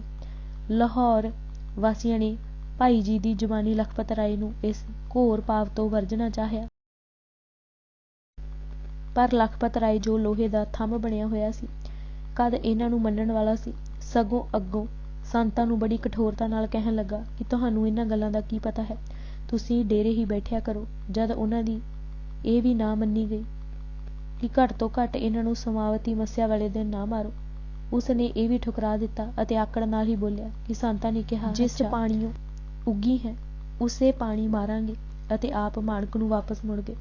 ਲਾਹੌਰ ਸ਼ਹਿਰ ਵਿੱਚ ਫੜੇ ਗਏ ਸਾਰੇ ਸਿੱਖ ਚੇਤ ਸਮਾਵਤੀ ਅਮਾਵਸ 1746 ਈਸਵੀ ਮੁਤਾਬਕ 13 ਚੇਤ 1802 ਬਿਕਰਮੀ ਦੇ ਦਿਨ ਨਖਾਸ ਚੌਂਕ ਸ਼ਹੀਦਗੰਜ ਵਿੱਚ ਕਤਲ ਕਰਵਾ ਦਿੱਤੇ ਗਏ। ਇਸ ਤੋਂ ਬਿਨਾਂ ਲਖਪਤ ਰਾਏ ਨੇ ਹੁਕਮ ਦੇ ਕੇ ਪ੍ਰਬੰਧ ਕੀਤਾ ਹੋਇਆ ਸੀ ਕਿ ਇਸ ਸਮਾਵਤੀ ਮੱਸਿਆ ਵਾਲੇ ਦਿਨ ਬਹੁਤ ਲੋਕ ਇਸ਼ਨਾਨ ਕਰਨ ਆਉਣਗੇ, ਉਹਨਾਂ ਵਿੱਚ ਸਾਰੇ ਸਿੱਖ ਫੜ ਕੇ ਮਾਰ ਦਿੱਤੇ ਜਾਣ। ਇਸ ਤੋਂ ਬਿਨਾਂ ਉਸ ਨੇ ਪੁਲਿਸ ਅਤੇ ਫੌਜ ਭੇਜ ਕੇ ਪਿੰਡਾਂ ਵਿੱਚੋਂ ਵਿਸਰ ਭੋਲੇ ਬੈਠੇ ਸਿੱਖ ਟੱਬਰਾਂ ਸਮੇਤ ਫੜ ਮੰਗਵਾਏ ਅਤੇ ਨਿਖਾਸ ਚੌਂਕ ਵਿੱਚ ਸਭ ਮੌਤ ਦੇ ਘਾਟ ਉਤਾਰ ਦਿੱਤੇ। ਇਸ ਤਰ੍ਹਾਂ ਲਾਹੌਰ ਅਤੇ ਸਾਰੇ ਮਾਝੇ ਵਿੱਚ ਕੋਈ ਸਿੱਖ ਅਖਵਾਉਣ ਵਾਲਾ ਨਾ ਰਿਹਾ। ਜੇ ਕੋਈ ਪਹਿਲਾਂ ਸੂਹ ਮਿਲਣ ਕਰਕੇ ਬਚ ਨਿਕਲਿਆ, ਜੰਗਲੀ ਝੱਲੀ ਜਾ ਲੁਕਿਆ। ਲਖਪਤ ਰਾਏ ਦਾ ਸਿੰਘਾਂ ਮਗਰ ਲੱਗਣਾ। ਜਸਪਤ ਰਾਏ ਆਪਣੇ ਵਿਆਹ ਦੇ ਅਕੜੇਵੇਂ ਕਰਕੇ ਸਿੰਘਾਂ ਦੇ ਗਲ ਪਿਆ ਸੀ ਅਤੇ ਬਦੋ-ਬਦੀ ਇਹ ਲੜਾਈ ਉਸ ਨੇ ਉਹਨਾਂ ਦੇ ਗਲ ਪਾਈ ਸੀ। ਦਲ ਖਾਲਸਾ ਜਸਪਤ ਰਾਏ ਨੂੰ ਕਤਲ ਕਰਕੇ ਐਮਨਾਬਾਦ ਤੇ ਜਾ ਪਿਆ ਅਤੇ ਸ਼ਹਿਰ ਨੂੰ ਚੰਗੀ ਤਰ੍ਹਾਂ ਲੁੱਟ ਕੇ ਦਰਿਆ ਰਾਵੀ ਦੀ ਝੱਲ ਵਿੱਚ ਆ ਵੜਿਆ। ਲਖਪਤ ਰਾਏ ਸ਼ਹਿਰੀ ਸਿੱਖਾਂ ਦੇ ਕਤਲਾਮ ਤੋਂ ਵਿਹਲਾ ਹੋ ਕੇ ਦਲ ਖਾਲਸੇ ਦੇ ਵਿਨਾਸ਼ ਲਈ ਚੜ੍ਹਿਆ। ਇਸ ਵੇਲੇ ਸਭ ਸਿੰਘ ਰਾਵੀ ਦੀਆਂ ਝੱਲਾਂ ਵਿੱਚ ਲੁਕੇ ਹੋਏ ਸਨ। ਇਸ ਵੇਲੇ ਸਰਦਾਰ ਜੱਸਾ ਸਿੰਘ ਆਹਲੂਵਾਲੀਆ, ਸਰਦਾਰ ਨੌਧ ਸਿੰਘ ਸ਼ੁਕਰਚੱਕੀਆ, ਸਰਦਾਰ ਸੁੱਖਾ ਸਿੰਘ ਮਾੜੀ ਕੰਬੋਕੀ, ਸਰਦਾਰ ਗੁਰਦਿਆਲ ਸਿੰਘ ਡੱਲੇਵਾਲੀਆ ਆਦਿ ਉੱਘੇ ਜਥੇਦਾਰ ਸਨ। ਲਖਪਤ ਰਾਏ ਨੇ ਪੰਜਾਬ ਦੀ ਸਾਰੀ ਸ਼ਾਹੀ ਫੌਜ ਸਮੇਤ ਤੋਪਖਾਨੇ ਦੇ ਇਕੱਠੀ ਕੀਤੀ। ਇਲਾਕੇ ਦੇ ਸਭ ਫੌਜਦਾਰ ਅਤੇ ਚੌਧਰੀ ਆਪਣੀਆਂ ਧਾੜਾਂ ਲੈ ਕੇ ਨਾਲ ਆ ਮਿਲੇ। ਲਖਪਤ ਰਾਏ ਇਹ ਟਿੱਡੀ ਦਲ ਲੈ ਕੇ ਇਸ ਸਿਰਿਓਂ ਝੱਲਾਂ ਨੂੰ ਝਾੜਨ ਲੱਗ ਪਿਆ। ਸਿੰਘ ਝੱਲੋ ਝੱਲੀ ਹੌਲੀ ਹੌਲੀ ਅੱਗੇ ਵਧਦੇ ਜਾਂਦੇ ਸਨ ਅਤੇ ਲਖਪਤ ਰਾਏ ਹਾਥੀ ਤੇ ਬੈਠਾ ਮਗਰ ਮਗਰ ਵਧਿਆ ਜਾ ਰਿਹਾ ਸੀ। ਕਈ ਵਾਰ ਆਪਸ ਵਿੱਚ ਲੜਾਈ ਵੀ ਹੋਈ, ਪਰ ਬਹੁਤਿਆਂ ਅੱਗੇ ਥੋੜ੍ਹਿਆਂ ਦੀ ਕੀ ਪੇਸ਼ ਜਾ ਸਕਦੀ ਹੈ। ਸਿੰਘਾਂ ਪਾਸ ਨਾ ਕੋਈ ਰਸਦ ਦਾਣੇ ਦਾ ਸਮਾਨ ਸੀ ਅਤੇ ਨਾ ਹੀ ਗੋਲੀ ਬਰੂਦ। ਇੱਕ ਹਿਸਾਬ ਨਾਲ ਇਹ ਬਿਲਕੁਲ ਅਸਾਵੀਂ ਲੜਾਈ ਸੀ। ਸਿੰਘਾਂ ਪਾਸ ਹਠ, ਅਣਖ, ਦਲੇਰੀ ਅਤੇ ਹਰ ਹਾਲਤ ਵਿੱਚ ਆਪਣੀ ਜਿੱਤ ਦਾ ਨਿਸ਼ਚਾ ਵੱਡੇ ਹਥਿਆਰ ਸਨ। ਲਖਪਤ ਰਾਏ ਦੀ ਫੌਜ ਝੱਲ ਨੂੰ ਘੇਰਾ ਪਾ ਕੇ ਤੋਪਾਂ ਜੰਬੂਰਿਆਂ ਨਾਲ ਗੋਲੇ ਵਰਾਉਂਦੀ। ਅੱਗੋਂ ਸੰਗਵਾਂ ਜਵਾਬ ਦੇਣ ਲਈ ਸਿੰਘਾਂ ਪਾਸ ਕੋਈ ਤੋਪ, ਜੰਬੂਰਾ ਜਾਂ ਰੈਕਲਾ ਨਹੀਂ ਸੀ। ਜਿੱਧਰ ਗੋਲੇ ਡਿੱਗਦੇ ਉਹ ਪਾਸਾ ਛੱਡ ਕੇ ਦੂਜੇ ਪਾਸੇ ਹੋ ਕੇ ਬੜੀ ਤੇਜ਼ੀ ਨਾਲ ਵੈਰੀ ਫੌਜ ਤੇ ਛਾਪਾ ਮਾਰ ਕੇ 2.5 ਫੁੱਟਾਂ ਵਾਲੀ ਲੜਾਈ ਕਰਦੇ ਹੋਏ ਨੁਕਸਾਨ ਕਰਕੇ ਮੁੜ ਝੱਲ ਵਿੱਚ ਜਾ ਵੜਦੇ। ਸਰਦਾ ਤਾਂ ਗੋਲੀ ਬਰੂਦ ਬਿਨਾਂ ਵੀ ਨਹੀਂ ਸੀ, ਪਰ ਢਿੱਡ ਨੂੰ ਝੁਲਕਾ ਦੇਣ ਲਈ ਵੀ ਤਾਂ ਕੁਝ ਪ੍ਰਬੰਧ ਹੋਵੇ। ਸਾਰਾ ਦੇਸ਼ ਵੈਰੀ, ਗੋਲੀ ਬਰੂਦ ਅਤੇ ਖਾਣ ਪੀਣ ਨੂੰ ਕਿੱਥੋਂ ਮਿਲੇ। ਜੋ ਕੁਝ ਪਾਸ ਸੀ ਉਹ ਮੁੱਕ ਚੁੱਕਾ ਸੀ। ਸਿਰਫ ਵਾਹਿਗੁਰੂ ਦੇ ਨਾਮ ਦਾ ਹੀ ਆਸਰਾ ਸੀ। ਝੱਲ ਵਿੱਚੋਂ ਜੋ ਕੁਝ ਮਿਲਦਾ ਖਾ ਕੇ ਗੁਜ਼ਾਰਾ ਕਰਦੇ, ਪਰ ਆਪਣੀ ਅਣਖ ਤੇ ਡਟੇ ਰਹੇ। ਜਦ ਵੇਖਦੇ ਕਿ ਇਸ ਝੱਲ ਵਿੱਚ ਹੋਰ ਅਟਕਣਾ ਔਖਾ ਹੈ ਤਾਂ ਅਗਲੇ ਝੱਲ ਵਿੱਚ ਜਾ ਵੜਦੇ। ਇਸ ਤਰ੍ਹਾਂ ਹੌਲੀ ਹੌਲੀ ਦਰਿਆ ਰਾਵੀ ਦੇ ਸੱਜੇ ਕੰਢੇ ਪਹਾੜ ਵੱਲ ਨੂੰ ਵਧਦੇ ਜਾਂਦੇ ਸਨ। ਇੱਕ ਦਿਨ ਸਿੰਘਾਂ ਨੇ ਵੈਰੀ ਫੌਜ ਉੱਤੇ ਲੌਡੇ ਵੇਲੇ ਹੱਲਾ ਬੋਲ ਦਿੱਤਾ। ਥੋੜ੍ਹੇ ਸਮੇਂ ਦੀ ਲੜਾਈ ਵਿੱਢ ਕੇ ਸਿੰਘ ਪਿਛਾਂਹ ਨੂੰ ਵਾਂਗਾ ਮੋੜ ਕੇ ਨੱਸ ਉੱਠੇ। ਦੁਸ਼ਮਣ ਨੇ ਸਮਝਿਆ ਕਿ ਸਿੱਖ ਮੈਦਾਨ ਛੱਡ ਕੇ ਜਾਨਾਂ ਬਚਾਉਣ ਲਈ ਦੂਰ ਨਿਕਲ ਗਏ ਸਨ, ਸੋ ਉਹ ਅਵੇਸਲੇ ਹੋ ਗਏ, ਪਰ ਸਿੰਘਾਂ ਆਪਣੇ ਦਾਅ ਤੇ ਸਨ। ਅੱਧੀ ਕੁ ਰਾਤ ਨੂੰ ਉਹਨਾਂ ਲਖਪਤ ਰਾਏ ਦੀ ਫੌਜ ਤੇ ਬੜਾ ਭਰਪੂਰ ਹੱਲਾ ਕੀਤਾ। ਫੌਜ ਵਿੱਚ ਹਲਚਲ ਮਚ ਗਈ। ਕਿਸੇ ਨੂੰ ਇੱਕ ਦੂਜੇ ਦੀ ਸੁੱਧ ਲੈਣ ਦੀ ਸੁਰਤ ਨਾ ਰਹੀ। ਬਹੁਤ ਸਾਰੇ ਹਨੇਰੇ ਵਿੱਚ ਆਪੋ ਵਿੱਚ ਜੁਟ ਪਏ ਅਤੇ ਕੱਟ ਮਰੇ। ਅਨੇਕਾਂ ਖਾਲਸੇ ਦੀ ਤੇਗ ਭੇਟ ਹੋ ਗਏ। ਫੌਜ ਦੇ ਸੰਭਲਣ ਤੇ ਤਿਆਰ ਹੋਣ ਤੱਕ ਸਿੰਘ ਸੈਂਕੜਿਆਂ ਨੂੰ ਕਤਲ ਕਰਕੇ ਅਤੇ ਘੋੜੇ ਖੋਹ ਕੇ ਜਿੱਧਰੋਂ ਆਏ ਸਨ ਉੱਧਰ ਹੀ ਗਾਇਬ ਹੋ ਗਏ। ਇਸ ਸਭ ਖੂਨ ਨੇ, ਜਿਸ ਦਾ ਕਿਸੇ ਨੂੰ ਚਿੱਤ ਚੇਤਾ ਵੀ ਨਹੀਂ ਸੀ, ਵੈਰੀ ਫੌਜ ਦੇ ਹੌਸਲੇ ਨੂੰ ਪਸਤ ਕਰ ਦਿੱਤਾ। ਲਖਪਤ ਰਾਏ ਨੇ ਵੱਡੇ ਵੱਡੇ ਇਨਾਮਾਂ ਦਾ ਲਾਲਚ ਦੇ ਕੇ ਫੇਰ ਫੌਜਾਂ ਦੀ ਢਾਰਸ ਬਣਾਈ ਅਤੇ ਅੱਗੇ ਨਾਲੋਂ ਉਹ ਵਧੇਰੇ ਗੋਲਾਬਾਰੀ ਕਰਨ ਲੱਗਾ। ਸਿੰਘਾਂ ਇਹ ਛਾਪਾ ਮਾਰ ਕੇ ਮੁੜ ਝੱਲ ਵਿੱਚ ਜਾ ਵੜੇ। ਉਹਨਾਂ ਦਾ ਖਿਆਲ ਸੀ ਕਿ ਲਖਪਤ ਰਾਏ 4 ਕੁ ਦਿਨ ਝੱਖ ਮਾਰ ਕੇ ਲਾਹੌਰ ਵਾਪਸ ਮੁੜ ਜਾਵੇਗਾ। ਉਹਨਾਂ ਨੂੰ ਇਹ ਨਹੀਂ ਸੀ ਪਤਾ ਕਿ ਉਹ ਬੇਰੀ ਦਾ ਛਾਪਾ ਬਣ ਕੇ ਐਸਾ ਚਿੰਬੜੇਗਾ ਕਿ ਮਗਰੋਂ ਲੈਣ ਵਿੱਚ ਨਹੀਂ ਆਵੇਗਾ। ਨਹੀਂ ਤਾਂ ਇਸ ਵੇਲੇ ਝੱਲ ਚੋਂ ਨਿਕਲ ਕੇ ਦਰਿਆ ਟੱਪ ਕੇ ਦੁਆਬੇ ਮਾਲਵੇ ਬੜੀ ਆਸਾਨੀ ਨਾਲ ਜਾ ਸਕਦੇ ਸਨ। ਜਦ ਲਖਪਤ ਰਾਏ ਨੇ ਪਿੱਛਾ ਨਾ ਛੱਡਿਆ ਤਾਂ ਸਿੰਘਾਂ ਨੇ ਸੋਚਿਆ ਕਿ ਪਡੋਲ ਕੋਠੀਏ ਵੱਲ ਵੱਧ ਚਲੋ। ਇਸ ਸਾਰੇ ਪਹਾੜੀ ਖੇਤਰ ਵਿੱਚ ਹਿੰਦੂਆਂ ਦੀ ਵਸੋਂ ਹੈ। ਇਹਨਾਂ ਦੇ ਸਿਰੋਂ ਆਸਾਂ ਤੁਰਕਾਂ ਦੀ ਜ਼ੁਲਮੀ ਛੱਟ ਲਾਈ ਹੋਈ ਹੈ, ਇਸ ਲਈ ਇਹ ਲਾਜ਼ਮੀ ਸਾਡੀ ਸਹਾਇਤਾ ਕਰਨਗੇ। ਪਰ ਖਾਲਸੇ ਨੇ ਇਹ ਨਾ ਸਮਝਿਆ ਕਿ ਯਹੀਆ ਖਾਨ ਦਾ ਹੱਥ ਠੇਕਾ ਬਣ ਕੇ ਇੱਕ ਹਿੰਦੂ ਲਖਪਤ ਰਾਏ ਸਾਡੀ ਮੁਕੰਮਲ ਤਬਾਹੀ ਕਰਨ ਲਈ ਲੱਕ ਬੰਨ੍ਹੀ ਹੱਥ ਧੋ ਕੇ ਮਗਰ ਲੱਗਾ ਆ ਰਿਹਾ ਹੈ ਤਾਂ ਅੱਗੇ ਪਹਾੜੀ ਹਿੰਦੂ ਕਦ ਮਿੱਤਰ ਬਣਨ ਲੱਗੇ ਹਨ। ਅੱਗੇ ਲਖਪਤ ਰਾਏ ਵੀ ਕੋਈ ਕੱਚੀਆਂ ਗੋਲੀਆਂ ਨਹੀਂ ਸੀ ਖੇਡਿਆ ਹੋਇਆ। ਉਸਨੇ ਉਹਨਾਂ ਪਹਾੜੀਆਂ ਨੂੰ ਹੁਕਮ ਭੇਜ ਕੇ ਪਹਿਲਾਂ ਹੀ ਆਪਣੇ ਨਾਲ ਗੰਢ ਲਿਆ ਹੋਇਆ ਸੀ। ਲਾਹੌਰ ਦਰਬਾਰ ਵੱਲੋਂ ਕਰੜਾ ਹੁਕਮ ਭਿਜਵਾ ਛੱਡਿਆ ਸੀ ਕਿ ਕੋਈ ਸਿੱਖ ਬਚ ਕੇ ਨਾ ਨਿਕਲੇ। ਸਿੱਖਾਂ ਦੀ ਸਹਾਇਤਾ ਕਰਨ ਵਾਲੇ ਨੂੰ ਮੌਤ ਦੀ ਸਜ਼ਾ ਅਤੇ ਸਿੱਖ ਮਾਰਨ ਵਾਲੇ ਨੂੰ ਇਨਾਮ ਦਾ ਹੁਕਮ ਪਹਾੜੀਆਂ ਤੱਕ ਪੁੱਜ ਚੁੱਕਾ ਸੀ। ਪਹਾੜੀਆਂ ਦਾ ਸਿੰਘਾਂ ਨਾਲ ਧਰੋਹ। ਲਖਪਤ ਰਾਏ ਦੇ ਇਸ ਅਗਾਊਂ ਕੀਤੇ ਪ੍ਰਬੰਧ ਦਾ ਸਿੰਘਾਂ ਨੂੰ ਕੋਈ ਪਤਾ ਨਹੀਂ ਸੀ। ਸਿੰਘ ਪਹਾੜਾਂ ਤੇ ਚੜ੍ਹਨ ਲੱਗੇ ਅਤੇ ਅੱਗੇ ਪਹਾੜੀਆਂ ਦੇ ਪਰੇ ਨਜ਼ਰ ਆਏ। ਇਹਨਾਂ ਸਮਝਿਆ ਕਿ ਕਿਤੇ ਅਹਿਸਾਨਾਂ ਦਾ ਮੁੱਲ ਚੁਕਾਉਣ ਲਈ ਸਾਨੂੰ ਅੱਗੋਂ ਲੈਣ ਲਈ ਆਏ ਹਨ, ਸੋ ਬੇਧੜਕ ਹੋ ਕੇ ਉਹਨਾਂ ਵੱਲ ਵੱਧ ਨਿਕਲੇ। ਜੋ ਉਹਨਾਂ ਦੇ ਕਾਬੂ ਆਏ ਉਹਨਾਂ ਉਸ ਵੇਲੇ ਮਾਰ ਦਿੱਤੇ। ਜੋ ਮਗਰ ਆ ਰਹੇ ਸਨ ਉਹਨਾਂ ਨੂੰ ਗੋਲੀਆਂ ਦਾ ਨਿਸ਼ਾਨਾ ਬਣਾਉਣਾ ਆਰੰਭ ਕਰ ਦਿੱਤਾ। ਹੁਣ ਸਿੰਘਾਂ ਨੂੰ ਸੋਝੀ ਪਈ ਕਿ ਅਸੀਂ ਤਾਂ ਕੁਥਾਂ ਆ ਫਸੇ ਹਾਂ। ਸਿੰਘਾਂ ਸਿਰ ਘੋਰ ਬਿਪਤਾ। ਕੌਣ ਸਿੰਘਾਂ ਦੀ ਉਸ ਸਮੇਂ ਸਿਰ ਪਈ ਬਿਪਤਾ ਦਾ ਅਨੁਮਾਨ ਲਾ ਸਕਦਾ ਹੈ। ਸਾਹਮਣੇ ਪਹਾੜ ਹੈ ਜਿਸ ਉੱਤੇ ਇਨਾਮਾਂ ਦੇ ਲਾਲਚ ਵਿੱਚ ਗਰਸੇ ਹੋਏ ਪਹਾੜੀਏ ਹਥਿਆਰ ਚੁੱਕੀ ਲੜਨ ਲਈ ਤਿਆਰ ਖੜੇ ਹਨ। ਪਿੱਛੇ ਲਖਪਤ ਰਾਏ ਫੌਜ ਨਾਲ ਗੋਲਾਬਾਰੀ ਕਰਦਾ ਚੜ੍ਹਿਆ ਆ ਰਿਹਾ ਹੈ। ਚੜ੍ਹਦੇ ਪਾਸੇ ਰਾਵੀ ਦਰਿਆ ਠਾਠਾਂ ਮਾਰ ਰਿਹਾ ਸੀ। ਸਿੰਘ ਤਿੰਨਾਂ ਪਾਸਿਆਂ ਤੋਂ ਬੁਰੀ ਤਰ੍ਹਾਂ ਘਿਰੇ ਹੋਏ ਸਨ। ਸਲਾਹ ਇਹ ਹੋਈ ਕਿ ਰਾਵੀ ਟੱਪ ਕੇ ਮਾਝੇ ਦੁਆਬ ਵੱਲ ਖਿੰਡ ਜਾਈਏ, ਫਿਰ ਕਦੇ ਇਕੱਠੇ ਹੋ ਕੇ ਲੱਖੂ ਨਾਲ ਨਿਬੜ ਲਵਾਂਗੇ। ਪਰ ਰਾਵੀ ਦਾ ਬਹਾਉ ਇਸ ਥਾਂ ਐਸਾ ਤਿੱਖਾ ਸੀ ਕਿ ਕੋਈ ਵੀ ਠਿੱਲ ਕੇ ਪਾਰ ਨਹੀਂ ਸੀ ਲੱਗ ਸਕਦਾ। ਸਰਦਾਰ ਗੁਰਦਿਆਲ ਸਿੰਘ ਡੱਲੇਵਾਲੀਆ ਦੇ 2 ਭਰਾਵਾਂ ਨੇ ਹਿੰਮਤ ਕਰਕੇ ਘੋੜਾ ਦਰਿਆ ਵਿੱਚ ਸੁੱਟੇ ਕਿ ਗਾਹਣ ਦਾ ਪਤਾ ਕੀਤਾ ਜਾਵੇ ਅਤੇ ਆਪਣੇ ਭਰਾਵਾਂ ਨੂੰ ਬਚਾ ਕੇ ਲੈ ਨਿਕਲੀਏ। ਪਰ ਨਾ ਘੋੜਿਆਂ ਦਾ ਪਤਾ ਲੱਗਾ ਨਾ ਸਿੰਘਾਂ ਦਾ। ਅੰਤ ਇਹ ਸਲਾਹ ਵੀ ਛੱਡ ਦਿੱਤੀ। ਸਿੰਘ ਪਹਾੜ ਉੱਤੇ ਪੈਦਲ ਚੜ੍ਹੇ। ਹੁਣ ਅੱਗੋਂ ਕੀ ਕੀਤਾ ਜਾਵੇ। 3 ਪਾਸੀ ਮੌਤ ਮੂੰਹ ਅੱਡੀ ਖੜੀ ਸੀ। ਸਿੰਘਾਂ ਸੋਚਿਆ ਕਿ ਲਖਪਤ ਨਾਲੋਂ ਪਹਾੜੀਆਂ ਨੂੰ ਜਿੱਤ ਲੈਣਾ ਸੌਖਾ ਹੈ, ਸੋ ਪਹਾੜੀਆਂ ਉੱਤੇ ਹੱਲਾ ਬੋਲ ਦਿੱਤਾ ਜਾਵੇ ਅਤੇ ਮਾਰ-ਮਾਰ ਪਿਛਾਂਹ ਹਟਾ ਕੇ ਇੱਕ ਪਹਾੜੀ ਉੱਤੇ ਵੀ ਕਬਜ਼ਾ ਕਰ ਲਿਆ। ਵੱਡੀ ਔਖੀ ਗੱਲ ਇਹ ਸੀ ਕਿ ਘੋੜਿਆਂ ਲਈ ਪਹਾੜ ਉੱਤੇ ਚੜ੍ਹਨਾ ਬਹੁਤ ਮੁਸ਼ਕਿਲ ਸੀ। ਹਥਿਆਰਾਂ ਨਾਲ ਘੋੜਿਆਂ ਲਈ ਪੌੜੇ ਬਣਾਉਂਦੇ, ਪੱਥਰ ਭੰਨ ਕੁੱਟ ਕੇ ਪਰਾਂ ਕਰਦੇ, ਘੋੜੇ ਫਿਰ ਵੀ ਨਾ ਚੜ੍ਹ ਸਕਣ। ਜੋ ਤਿਲਕਿਆ ਸਿੱਧਾ ਖੱਡ ਵਿੱਚ ਗਿਆ। ਕੇਵਲ ਪੈਦਲ ਆਦਮੀ ਹੀ ਚੜ੍ਹ ਸਕਦੇ ਸਨ। ਇਹ ਮਤਾ ਪਕਾਇਆ ਕਿ ਜੋ ਪੈਦਲ ਸਿੰਘ ਹਨ ਪਹਾੜਾਂ ਤੇ ਚੜ੍ਹਨ ਅਤੇ ਪਹਾੜੀਆਂ ਨੂੰ ਮਾਰ ਕੁੱਟ ਕੇ ਪਿਛਾਂਹ ਧੱਕਦੇ ਜਿਸ ਤਰ੍ਹਾਂ ਵੀ ਹੋ ਸਕੇ ਆਪਣੇ ਆਪ ਨੂੰ ਬਚਾ ਕੇ ਕਿਧਰੇ ਨਿਕਲ ਜਾਣ, ਅਤੇ ਜੋ ਸਵਾਰ ਹਨ ਉਹ ਪਹਾੜ ਦਿਆਂ ਪੈਰਾਂ ਲਾਗੇ ਡਟ ਕੇ ਖਲੋਣ ਅਤੇ ਜਿੰਨਾ ਚਿਰ ਪੈਦਲ ਸਿੰਘ ਪਹਾੜਾਂ ਤੇ ਨਹੀਂ ਚੜ੍ਹਦੇ ਮੁਗਲ ਫੌਜ ਨੂੰ ਪੈਦਲ ਸਿੰਘਾਂ ਵੱਲ ਨਾ ਵਧਣ ਦੇਣ। ਉਪਰੰਤ ਲੱਖੂ ਦੀ ਫੌਜ ਤੇ ਧਾਵਾ ਬੋਲ ਕੇ ਉਸ ਨੂੰ ਚੀਰ ਪਾੜ ਕੇ ਵਿੱਚ ਦੀ ਲੰਘ ਜਾਇਆ ਜਾਵੇ ਅਤੇ ਫਿਰ ਮਾਝੇ ਵੱਲ ਨਿਕਲ ਜਾਣ। ਲਾਹੌਰੀ ਫੌਜ ਨੂੰ ਪਿਛਾਂਹ ਧੱਕ ਕੇ ਪੈਦਲ ਤਾਂ ਪਹਾੜਾਂ ਤੇ ਚੜ੍ਹਾ ਦਿੱਤੇ, ਪਰ ਕਈ ਦਿਨਾਂ ਤੋਂ ਢਿੱਡੋਂ ਭੁੱਖਿਆਂ ਧਿਆਇਆਂ ਨੇ ਕੀ ਕਰ ਤੇ ਲੜ ਲੈਣਾ ਸੀ। ਇਹਨਾਂ ਤੋਂ ਪਹਾੜੀਏ ਜਿੱਤ ਨਾ ਜਾ ਸਕੇ, ਕਿਉਂਕਿ ਥੋੜ੍ਹਿਆਂ ਦੀ ਬਹੁਤਿਆਂ ਅੱਗੇ ਕੋਈ ਪੇਸ਼ ਨਾ ਜਾਵੇ। ਕੁਝ ਮਾਰੇ ਗਏ, ਕੁਝ ਫੜ ਲਏ ਗਏ ਜੋ ਪਿੱਛੋਂ ਲਾਹੌਰ ਭੇਜ ਦਿੱਤੇ ਗਏ। ਕੁਝ ਸਿੰਘ ਪਹਾੜੀਆਂ ਨੂੰ ਚੀਰ ਪਾੜ ਕੇ ਸੁੱਟ ਦਿੱਤੇ ਤੇ ਪਹਾੜੋਂ ਪਹਾੜੀ ਹਜ਼ਾਰਾਂ ਮੁਸੀਬਤਾਂ ਝੱਲਦੇ ਹੋਏ ਕੀਰਤਪੁਰ ਜਾ ਇਕੱਠੇ ਹੋਏ ਅਤੇ ਮਹੀਨਿਆਂ ਪਿੱਛੋਂ ਸੂਪ ਅਤੇ ਕੱਢ ਕੇ ਸਿੰਘਾਂ ਵਿੱਚ ਜਾ ਰਲੇ। ਪੰਥ ਦੀ ਸ਼ਕਤੀ ਦੇ ਪ੍ਰਤੀਕ ਅਤੇ ਦਲ ਖਾਲਸਾ ਦੀ ਰੀੜ੍ਹ ਦੀ ਹੱਡੀ ਘੋੜਿਆਂ ਵਾਲੇ ਹੀ ਸਨ।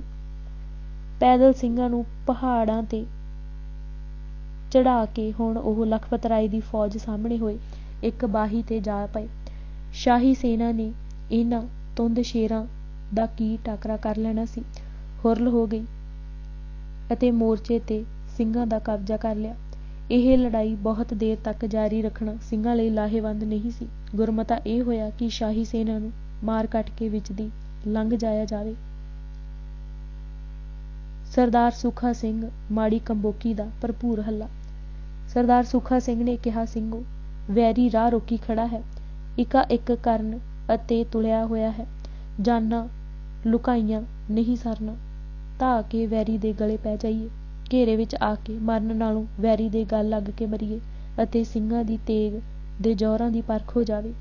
ਛੋਟੇ ਭਰਾ ਜਸਪਤ ਰਾਏ ਅੱਗੇ ਸਿੰਘਾਂ ਨਾਲ ਲੜ ਕੇ ਸੁਆਦ ਵੇਖ ਲਿਆ। ਅੱਜ ਵੱਡੇ ਨੂੰ ਮਜ਼ਾ ਚਖਾ ਦਈਏ। ਇਹੋ ਜਿਹਾ ਵੇਲਾ ਫਿਰ ਹੱਥ ਨਹੀਂ ਆਉਣਾ। ਸੂਰਮਿਆਂ, ਆਓ ਮੇਰੇ ਮਗਰ ਆਓ, ਜਿਸ ਨੇ ਮਰਦਾਂ ਵਾਂਗ ਲੱਖੂ ਨਾਲ ਡਹਿ ਕੇ ਮਰਨਾ ਹੈ। ਇਹ ਲਲਕਾਰਾ ਸੁਣ ਕੇ ਸਤਿ ਸ਼੍ਰੀ ਅਕਾਲ ਦੇ ਜੈਕਾਰੇ ਛੱਡਦੇ ਹੋਏ ਸਿੰਘ ਵੈਰੀ ਉੱਤੇ ਟੁੱਟ ਪਏ। ਲੜਾਈ ਬੜੀ ਗਹਿ-ਗੱਚ ਹੋਈ। ਸ਼ਾਹੀ ਸੈਨਾ ਸਿੰਘਾਂ ਅੱਗੇ ਸੰਭਲ ਨਾ ਸਕੀ। ਮਾਰੋ ਮਾਰ ਕਰਦੇ ਹੋਏ ਉਹ ਸੈਨਾ ਅੰਦਰ ਦੂਰ ਤੱਕ ਘੁਸ ਗਏ। ਲਖਪਤ ਰਾਏ ਜੰਬੂਰਿਆਂ ਅਤੇ ਤੋਪਾਂ ਵਿਚਕਾਰ ਲਾਲ ਅੰਬਾਰੀ ਵਾਲੇ ਹਾਥੀ ਉੱਤੇ ਬੈਠਾ ਸੀ। ਸਿੰਘਾਂ ਦਾ ਕਹਿਰੀ ਹੱਲਾ ਵੇਖ ਕੇ ਲਖਪਤ ਰਾਏ ਹਾਥੀ ਤੋਂ ਉਤਰ ਕੇ ਘੋੜੇ 'ਤੇ ਸਵਾਰ ਹੋ ਕੇ ਜਾ ਬੈਠਾ ਅਤੇ ਜਾਨ ਬਚਾਉਣ ਲਈ ਨੱਸਣ ਦੀ ਸੋਚਣ ਲੱਗਾ।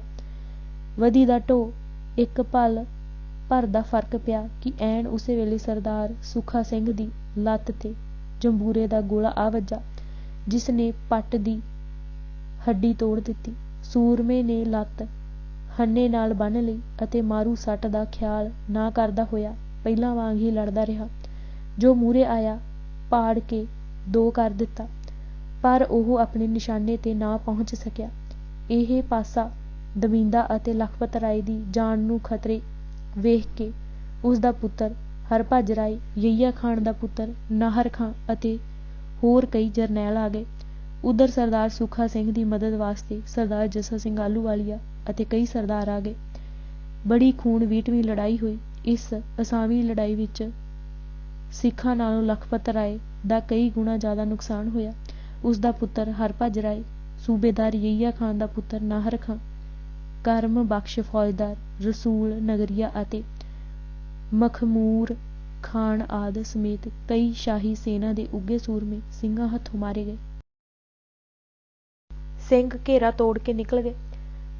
ਵੰਜੀ ਉੱਚੀਆਂ ਚੜ੍ਹਦੀਆਂ ਆਉਂਦੀਆਂ ਛੱਲਾਂ ਵਾਂਗ ਜੋਸ਼ ਵਿੱਚ ਵਧੀਆਂ ਆ ਰਹੀਆਂ ਫੌਜਾਂ ਵਿੱਚ ਸਿੰਘਾਂ ਨੇ ਭਗਦੜ ਮਚਾ ਦਿੱਤੀ। ਵੈਰੀ ਨੂੰ ਚੀਰ ਕੇ ਸਿੰਘ ਅੱਗੇ ਨਿਕਲ ਗਏ। ਸਾਰਾ ਮੈਦਾਨ ਘਾਇਲਾਂ ਅਤੇ ਮ੍ਰਿਤਕਾਂ ਨਾਲ ਅਟ ਗਿਆ, ਪਰ ਲਖਪਤ ਰਾਏ ਸਿੰਘਾਂ ਦੇ ਅੜਿੱਕੇ ਨਾ ਆਇਆ ਅਤੇ ਬਚ ਗਿਆ। ਇਹ ਘਟਨਾ 2 ਜੇਠ 1803 ਬਿਕਰਮੀ ਭਾਵ 2 ਜੂਨ 1746 ਈਸਵੀ ਸਿੰਘਾਂ ਨੂੰ ਆਪਣੇ ਘੱਤੇ ਹੋਏ ਘੇਰੇ 'ਚੋਂ ਨਿਕਲ ਗਏ ਵੈਰੀ ਵੇਖ ਕੇ ਵੈਰੀ ਦਾ ਹੌਸਲਾ ਢਹਿ ਗਿਆ। ਥੋੜ੍ਹੀ ਦੂਰ ਅੱਗੇ ਜਾ ਕੇ ਸਿੰਘਾਂ ਵੀ ਜੰਗਲ ਵਿੱਚ ਡੇਰੇ ਲਾ ਲਏ। ਵੈਰੀ ਫੌਜ ਅਤੇ ਸਿੰਘਾਂ ਦਾ ਸਭ ਖੂਨ। ਲਖਪਤ ਰਾਏ ਦੀ ਫੌਜ, ਜੋ ਸਾਰਾ ਦਿਨ ਡਾਢੇ ਵੈਰੀ ਨਾਲ ਜੂਝਦੀ ਰਹਿ ਕੇ ਥੱਕੀ ਪਈ ਸੀ, ਨੇ ਉੱਥੇ ਹੀ ਡੇਰੇ ਜਮਾ ਲਏ। ਪਰ ਦੂਜੇ ਪਾਸੇ ਸਿੰਘਾਂ ਨੂੰ ਆਰਾਮ ਕਿੱਥੇ। ਰਾਤ ਨੂੰ ਅਗਲੇ ਕਦਮ ਲਈ ਸਿੰਘ ਇਕੱਠੇ ਹੋਏ। ਸਰਦਾਰ ਸੁੱਖਾ ਸਿੰਘ ਅਤੇ ਸਰਦਾਰ ਜੱਸਾ ਸਿੰਘ ਆਹਲੂਵਾਲੀਆ ਨੇ ਸਿੰਘਾਂ ਨੂੰ ਕਿਹਾ, ਸੂਰਮਿਓ, ਕਲਗੀਧਰ ਪਾਤਸ਼ਾਹ ਨੇ ਮਿਹਰ ਕੀਤੀ। ਤੁਸੀਂ ਤੇਗਾਂ ਨਾਲ ਰਸਤਾ ਬਣਾ ਕੇ ਵੈਰੀ ਫੌਜ ਵਿੱਚ ਹੀ ਸੁਰਖਰੂ ਨਿਕਲ ਆਏ ਹੋ। ਵਾਹਿਗੁਰੂ ਦਾ ਕੋਟ-ਕੋਟ ਧੰਨਵਾਦ। ਅੱਜ ਨਿਕਲੇ ਹਾਂ, ਪਰ ਭਲਕੇ ਉਹ ਫੇਰ ਸਾਡੇ ਮਗਰ ਚੜ੍ਹੂ। ਸਾਡਾ ਪੰਧ ਅਜੇ ਦੁਰੇਡਾ ਹੈ। ਆਪਣੀ ਮੰਜ਼ਿਲ 'ਤੇ ਅਪੜਨ ਵਾਸਤੇ ਸਾਨੂੰ ਘੋੜਿਆਂ, ਸ਼ਸਤਰਾਂ ਅਤੇ ਹੋਰ ਲੋੜੀਂਦੀਆਂ ਵਸਤਾਂ ਦੀ ਲੋੜ ਹੈ। ਜ਼ਰਾ ਸੋਚੋ, ਉਹ ਸਾਨੂੰ ਕਿੱਥੋਂ ਮਿਲ ਸਕਦੀਆਂ ਹਨ? ਬਸ ਪੰਥ ਦੇ ਉਸੇ ਵੈਰੀ ਲੱਖੂ ਕੋਲੋਂ, ਅਤੇ ਉਹ ਐਸ ਵੇਲੇ ਸਾਥੋਂ ਕੋਈ ਬਹੁਤੀ ਦੂਰ ਵੀ ਨਹੀਂ। ਸਾਨੂੰ ਨੱਸ ਗਏ ਸਮਝ ਕੇ ਵੈਰੀ ਜਿੱਤ ਦੀ ਮਸਤੀ ਵਿੱਚ ਬੜੀ ਬੇਫਿਕਰੀ ਨਾਲ ਸੁੱਤਾ ਪਿਆ ਹੈ। ਇਹ ਵੇਲਾ ਹੈ ਸਾਡੀ ਸਫਲਤਾ ਦਾ। ਗਾਫਲ ਹੋ ਕੇ ਸੁੱਤੇ ਪਏ ਵੈਰੀ ਉੱਤੇ ਹੱਲਾ ਕਰਕੇ ਮਨਮਰਜ਼ੀ ਦਾ ਸਮਾਨ ਲੈ ਆਵੋ। ਜ਼ਰਾ ਵਿਚਾਰੋ ਉਹਨਾਂ ਜੁਝਾਰੂ ਸੂਰਮਿਆਂ ਦਾ ਹੌਸਲਾ। ਅਖੇ ਤਾਂ ਵੈਰੀ ਦੇ ਨਗਰੇ ਚੋਂ ਨਿਕਲਣ ਦਾ ਰਾਹ ਕੋਈ ਨਹੀਂ ਲੱਭਦਾ, ਤੇ ਜੇ ਸਿਰ ਤਲੀਆਂ ਤੇ ਰੱਖ ਮਰ ਮਰਾ ਕੇ ਬਾਹਰ ਨਿਕਲ ਹੀ ਗਏ ਹਨ ਤਾਂ ਫਿਰ ਜਾਨ ਦੀ ਬਾਜੀ ਲਾ ਕੇ ਵੈਰੀ ਉੱਤੇ ਚੋਟ ਮਾਰਨ ਦੀ ਧਾਰ ਲਈ ਹੈ। ਗੁਰਮਤਾ ਸੋਧਿਆ ਗਿਆ। ਸਰਦਾਰ ਸੁਖਾ ਸਿੰਘ ਉਸੇ ਹੀ ਹਾਲਤ ਵਿੱਚ ਹਮਲੇ ਦੀ ਅਗਵਾਈ ਲਈ ਅੱਗੇ ਹੋ ਤੁਰਿਆ। ਸ਼ਾਹੀ ਸੈਨਾ ਬੇਫਿਕਰ ਹੋ ਕੇ ਸੁੱਤੀ ਪਈ ਸੀ। ਸਿੰਘਾਂ ਸ਼ਹਿ ਪਾਸ ਅੱਪੜ ਕੇ ਬੜੀ ਤੇਜ਼ੀ ਨਾਲ ਹਮਲਾ ਕੀਤਾ। ਸਿਰ ਹੀ ਨਾ ਪੁੱਟਣ ਦਿੱਤਾ।